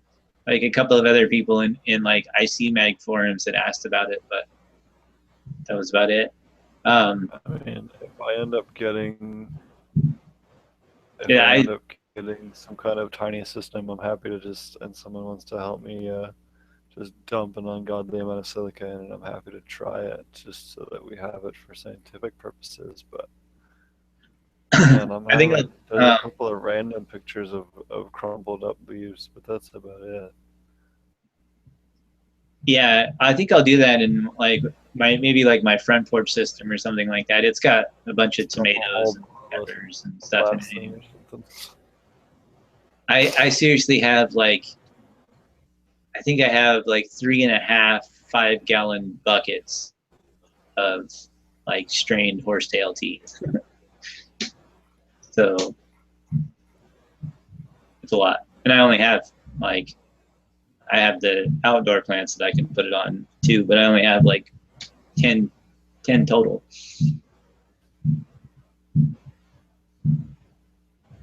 Yeah, there isn't a picture on Google as far as that goes. I'm trying to find even an article on silica toxicity in cannabis. Yeah, so, okay, hold on. Amsterdam Seed Bank.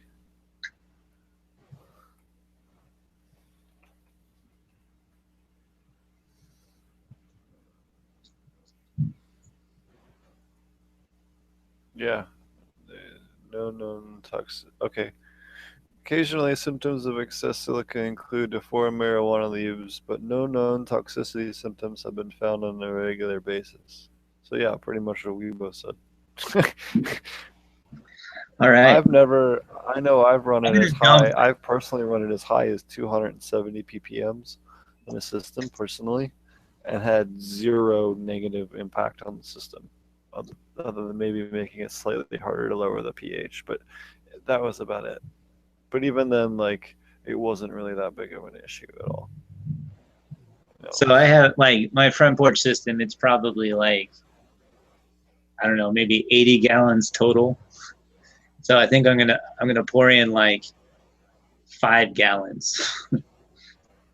Yeah. And just see what So happens, because it's got a ton of plants in it anyway. So I mean, just be mindful of the pH, that you don't just spike your pH. yeah, I test that all the time. Anyway. No, I'm just saying when you add the silica, Yeah, be mindful. we shall see. So yeah, nutrient stuff. Well, you want a pH up, you want a pH down, and then you want your veg mix and your bloom mix, and then you want an iron, maybe a mag additive, cal mag or a mag. Magnesium carbonate's another great one that not many people talk about. I know we talked about it a little bit in the magnesium episode, but magnesium carbonate's definitely a great, underutilized, and you can get any reef tank store, or fish tank store will have magnesium carbonate for magnesium booster for saltwater tanks. Perfectly fine for using in home stuff and aquaponic usage. Hold on, click the wrong tab here. And then your bloom and your veg, depending on what you're using, and if you're doing teas or bottled or organic or non-organic or whatever you're doing, or dual root zone or non-dual root zone, it's up to you. We talk about different nutrients every week and things, so you can kind of pick what you want from each of those. I'm going to go back at some point here soon and try to cover which topics we cover in episodes, at least bigger ones. Top 5 or what nutrients are covered or whatever. I know it's still on my to-do list. I've been moving and everything else, so life's been crazy, but it'll happen at some point. So we talked about when you go into flower, different stuff that you can use in your system. This is a good old maxi crop. It's always one that you can put in if you're seeing some deficiencies or you want to boost. Be aware, we'll turn your fish tank green. It just happens. It's not a big deal. And they always have instructions on that. Potassium for sure. So you can pretty much follow those. And so this is pretty much just all soluble potash. Yep, just seaweed. Yeah. Other things you're going to need are testing equipment. Other things you're going to need are testing equipment, pH test kit, ammonia test kit, nitrite test kit, nitrate test kit. If you want to be serious, an iron test kit. There's also some potassium test kits coming out on the market now. Phosphorus test kit's pretty cheap and easy to get now. You can go as crazy as you want with the test kits, but at the very least, nitrate, pH, ammonia nitrite, iron, are the ones you need to, at the very least, get. Maybe once in a while sending out for an ag water report, just so you know what your macro micros are, so you can adjust those as needed, and do it that way. Pots and burlap. You're in your pots, burlap, and soil and media. We've talked about media, but burlap and pots. If you're, I really recommend doing potted, even if you're not going to do it in a dual root zone, just so you can spin the plants. You can move them around if you want to move them around or need to transfer them between rooms or grow beds, or hide them because the helicopters are coming or whatever you got going on. Depending on where you're living. So that can make life a little easier as well. We talked about liners, sumps, and fish tanks. Water troughs work well. You can get really good, nice ones from Polytank. There's all different kinds of companies make different fish tanks. There's cloth tanks. We're actually found out there's a company that's going to be releasing a really cool smaller home system that's going to be sending us one. Can't tell you anything about it right now, but I'll be able to tell you here shortly once we get it. A cool aquaponic home system. it'll be much, cheaper and easier to use, set it up, and a lot of the stuff that's in the market will be pretty dope. We're gonna be growing some cannabis in it. That'll be pretty neat. We're gonna be showing that off to y'all, and that'll be revealed more information later in the year when they go public with it.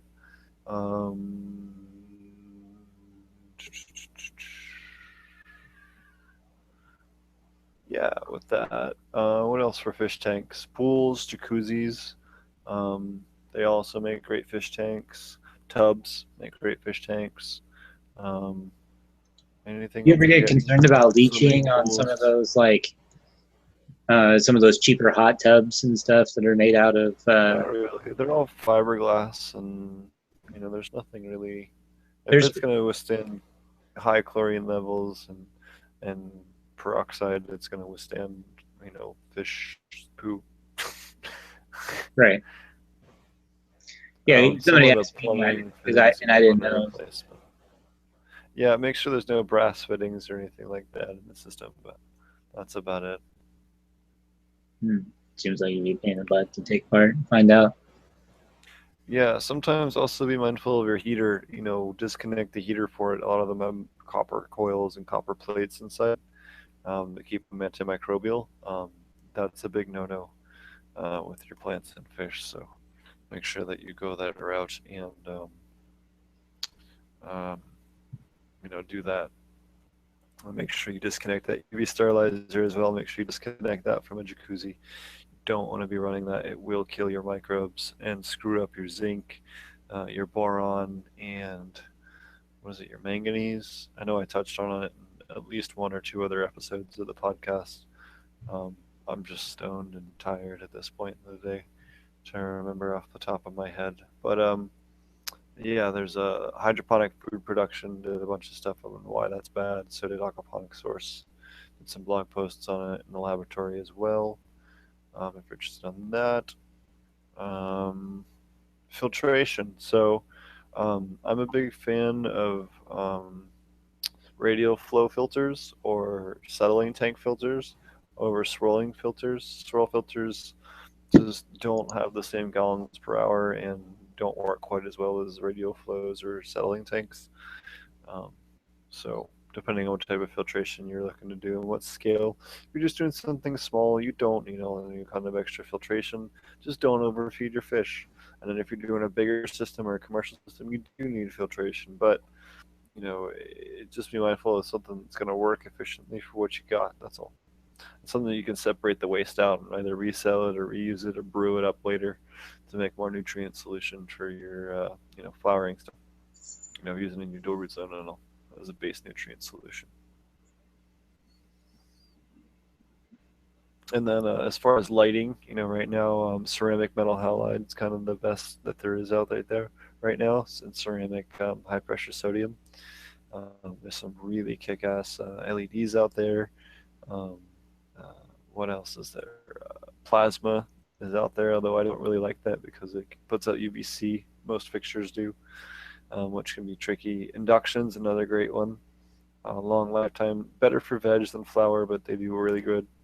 Yeah, I don't know. I wouldn't really use fluorescent much unless you have to these days, but there's just so many better options, but you can use it if you have to. Unless you want to do like super low temperature. But even then, probably, a small LED would probably be better. But, yeah. Sometimes all you can afford is a few CFLs in your closet. So. Yep. I mean, grow with what you got to start off with and go from there for sure.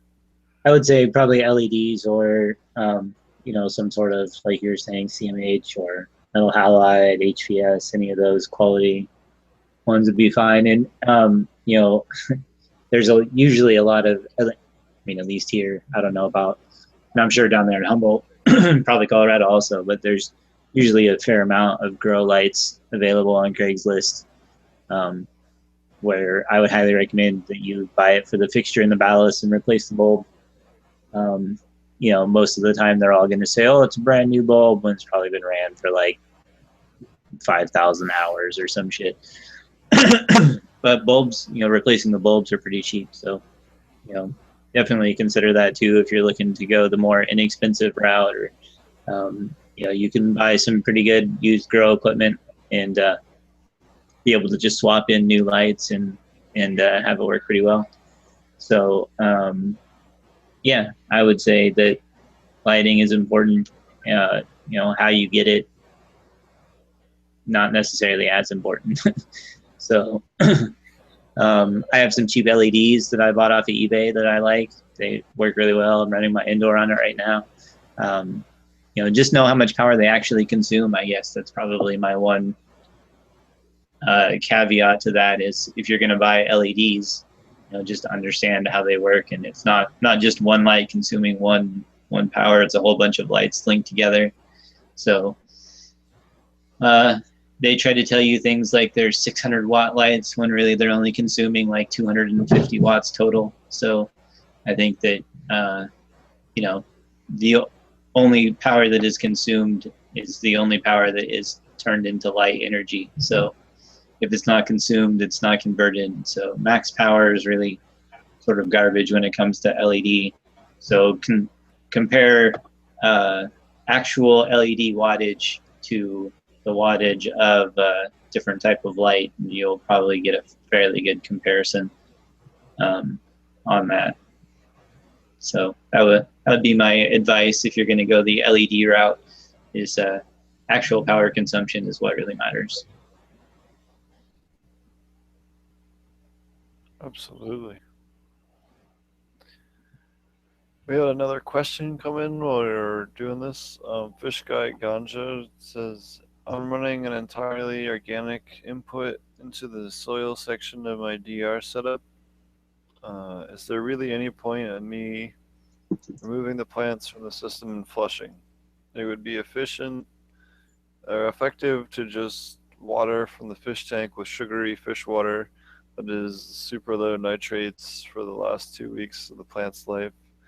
Or would it just be as effective to just water from the fish tank with sugary water that is super low nitrates for the last 2 weeks of the plant's life? There really shouldn't be a lot of excess salt-based minerals in the soil with all the beneficials they have in there to break down what little salty nutrients I'm adding. Recharge, OG Bio warranties, and a crop ton of beneficials. Also, I'm high as shit when I let me know if it isn't clear and I'll try to word it better. No, that makes sense. I actually don't flush my plants. I just feed them, like you were saying, just fish water and sugar the last couple of weeks, 2-3 weeks. And that's all I do, man. Sometimes I'll give them like a lactobacillus or like a labs, or I'll brew up like a couple of different real sugary fruits in some water, mix it up and make like a lemonade almost, or like not lemonade, but like grape juice and apple juice and sugary sweet stuff, pineapple juice, blend that all together, some melon juice, and then pour that on and use that. But that's about the closest thing I'll do to a nutrient solution the last 2 or 3 weeks, especially. Yeah, usually I'm feeding pretty heavy with sugars the last 4 or 5 weeks. I'm definitely gonna go crazy, start ramping that up. Yeah, microbes are always good to to break down what's there.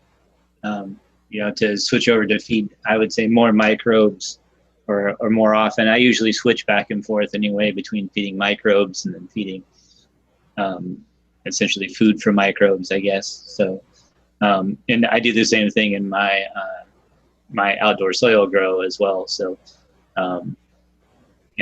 that's, I wouldn't add anything to like the dual root zone, or I only added compost, fresh castings to these indoor ones right when they went into flowers. So that was the only time I really added anything to those, other than the compost tea, which I do twice a week for the first 4 weeks, and then after that I don't really do anything but fish water. So I did the same thing even when I didn't have dual root zone. It just went right into the media bed. So so yeah, now I'm going to be switching to just microbes from here on out. The last one I did was just microbes and water, and then just to be able to break down what is already there. And other than that, I don't flush anything either. I don't flush the outdoor either, except for I essentially just stop feeding it. So I wouldn't worry about like decoupling it or anything like that. Personally, especially if you're not using any salt-based fertilizers, then there's not really any buildup. Excuse me, that would be a concern. Even if you do, as long as you're maintaining, pretty close, as long as you're paying attention to your ionic balance and what you're inputting, what's being uptaken, you can still keep a pretty good level on keeping stuff balanced. Because you're running lower levels than you would in hydro, you have a lot longer before you run into lockout times, and you can let stuff drift back down, and you can play with it a lot more, for sure. Right. And so I guess maybe that's a good thing we can talk about really quick too while we're talking about microbes is, it's, obviously you're not feeding any nutrients when you're adding microbes. There's no real MPK value to it unless you're, some of them have, I think Recharge has like a 0.5, like a 0.50 or something like that. Some of them have some. Go ahead. Oh, it's great to add, if you're not in the end of flower or whatever, or the end of your cycle, it's great to add a little bit of, what's it called? A little bit of, nutrients with your microbes, or adding a little bit of microbes every time you dose your nutrients, is an even better example. Right. And so when we're talking about those, we're talking about stuff like this. This is a sample they sent me. I think, Steve, you got one too, right? From Mammoth P. So this is a phosphorus microbe. And then this is the one I got just at my local grow shop when I was down there before, which is they have a blue mix, which is what this one is. And they also have a veg mix as well. And it has, if you look on the back, it'll give you the list of different ones. You can look this up on their website too. And and there's no nutrients in either one of these. I mean, actually there is a little bit in this Mammoth one. It's a little bit of alfalfa extract. Basically just keeps it alive, but it's not really much. So for the most part, you're not really adding any nutrients. And this is a concentrate, so really you're only adding like, let's see. So even at the most, you're adding 4 milliliters per gallon. Yep. So you're not using very much of it, basically, when you're mixing it in. So I switch over to feeding just microbes from here on out. So like I said, I just posted a picture in the group of the Starfighter. So pretty much from about that stage on, I don't really feed anything else anyway. Whereas a lot of times, in that at least traditional hydro would tell you to flush like the last 2 weeks, for instance, anyway.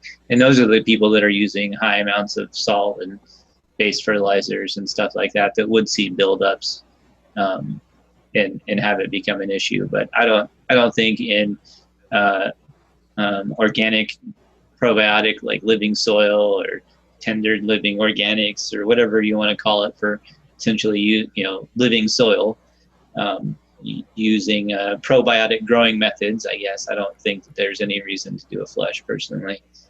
And I never flush any of mine any more than essentially just stop feeding them.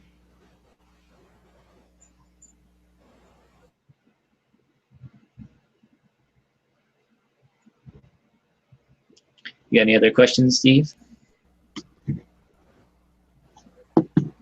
No, I think that's all the questions that we've gotten for today. Is there anything else you wanted to touch on or cover? Don't think so. Like I brought Anything up. else you want to talk about? Can you hear me? Yeah, I can hear you. I don't think so. I brought up all my little goodies here. I think I've pretty much shown off all the stuff that I've got here. So that was pretty much the stuff that I get asked about all the time. It's the stuff that I use and how I use it. So we talked about the worm bin, and I think I'll shoot a video on that on my worm bin also, because I haven't done that yet. Sorry, my cat's freaking out. So I'll probably shoot a video on that, basically, just kind of the basics of it and how it works. But I use it to break down, and supplement pretty much, all my aquaponic systems. So it's probably like one of the main sort of workhorses, and then we, I guess we didn't really talk about that either. Red worms is another important thing you can use as a filtration. Adding that to your media beds is a great way to help break down solids. And if you've got anywhere to add them in, I highly recommend them. They can survive in the water. You'll find them in your filter and everywhere else. I've they'll just pretty much maintain their own population, and they eat their own dead. They manage their own population. There's really not many downsides to having red worms in your system. So definitely highly recommend adding those in for sure. Not earthworms. Earthworms require dirt in order to live. So definitely don't put earthworms in. They also won't eat their own dead. So if they die, they'll basically just turn into slime in your media bed. So avoid earthworms. You could use earthworm castings to make a tea and then supplement with that. That definitely would be something that you could do. You would run the risk of getting some earthworms in your beds because of it, but you could definitely give it a go. But yeah, red worms for sure. Steve, I'm sure you've ran them for a while, right? Yep, I've run red worms, red wigglers, Gambia worms, or I think they're called Gambia. Hold on. Grendel worms. That's it. Grendel worms. Gambia worms. Red wiggler worms Grendel are, worm. obviously, Yeah. we're talking about red ones. They're cheap and easy to find. Yeah, Grindel worms, micro worms, black worms, tubiflex worms, red wigglers, earthworms, all your different bait worms will work. Earthworms normally don't live all that well in the system; they're just too big. But Grindel worms, I really like. What's the other one? Black worms a lot because they get down into the sludge in the bottom of your grow bed and really break that down. They're also great baby fish food. And this help break down a lot of the crap and the sludgy stuff, like the anaerobic areas and things. They work extremely well for that stuff. So Cool. yeah. Alrighty. Is there anything else you want to touch on? I don't think so. I think we got through all your stuff there on wanted to cover on your 101 list. So, if you guys have any other questions or anything, throw them in chat or post. Obviously, comment or email. I'd love to hear your questions. Love answering them. Gives us topics and stuff to talk about on the show. Please feel free to give us your questions.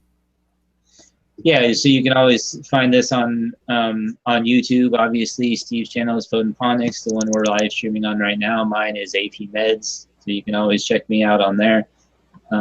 We have the Aquaponic Cannabis Growers group where you can post questions to also, questions and pictures. So that's on Facebook, and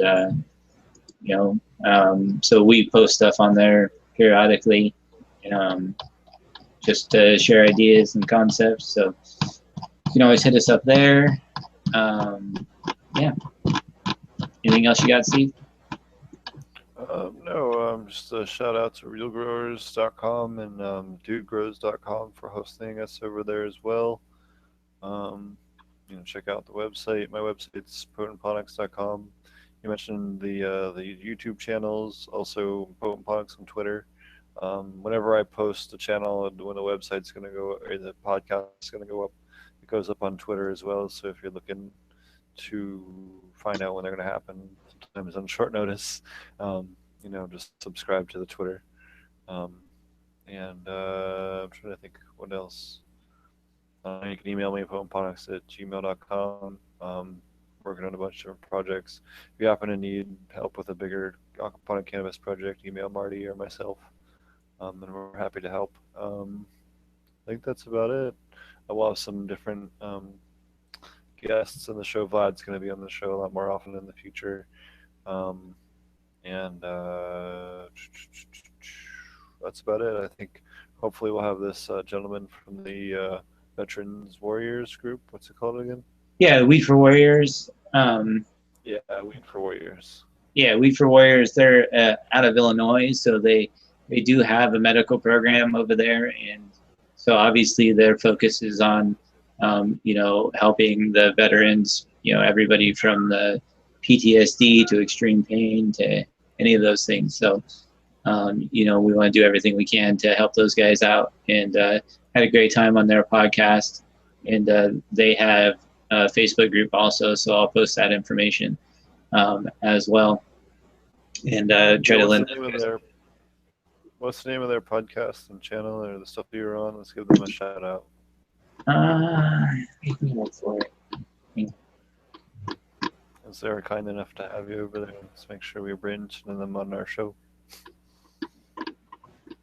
Yeah.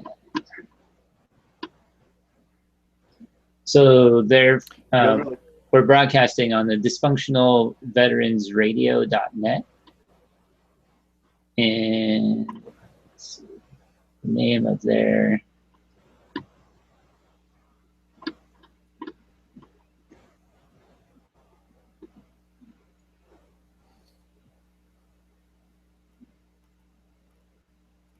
let's see.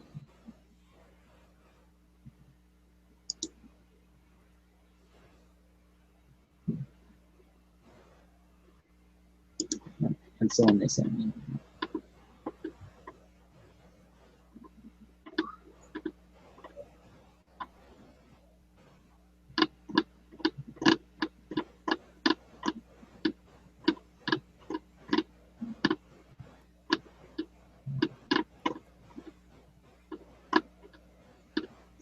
They sent me an acronym. So, sorry, go ahead. Well, he's looking for that. If you guys are looking for some other podcasts, there's the Grow From Your Heart podcast, which I think is based out of Colorado. There's the Dude Grows Show podcast, which is also based out of Colorado. And there's trying to think of there's one other podcast, the Growers podcast. So that's escaping me at the moment, but you guys are looking for other ones while he's looking that up there. Or even a website people can look up more information on finding them or anything? Or? Well, you can look up the dysfunctionalveteransradio.net. Okay. That one is definitely, that's where they get broadcast on, but they have a group that is an acronym, but I don't know what the definition of the acronym is, so sure. That's what I'm looking for. Hang on.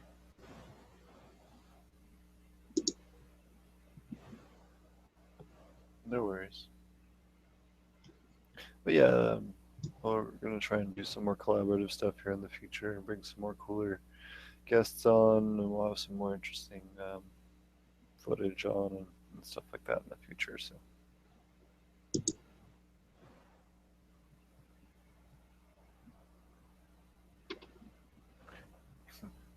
All right. Well, I guess we'll make sure we have all that queued up for when he's. I'll have to ask him on the show. We'll ask him. We'll get that information for next episode. Alrighty. Unless you got anything else, I think we'll wrap it up. All right. Sounds good. Thanks everybody for watching. See you guys next time. Yep. Thanks everybody for listening and watching. Check us out again soon. Make sure you like, favorite, subscribe, comment. Leave us questions for next episode. Thanks again. Take care. Peace.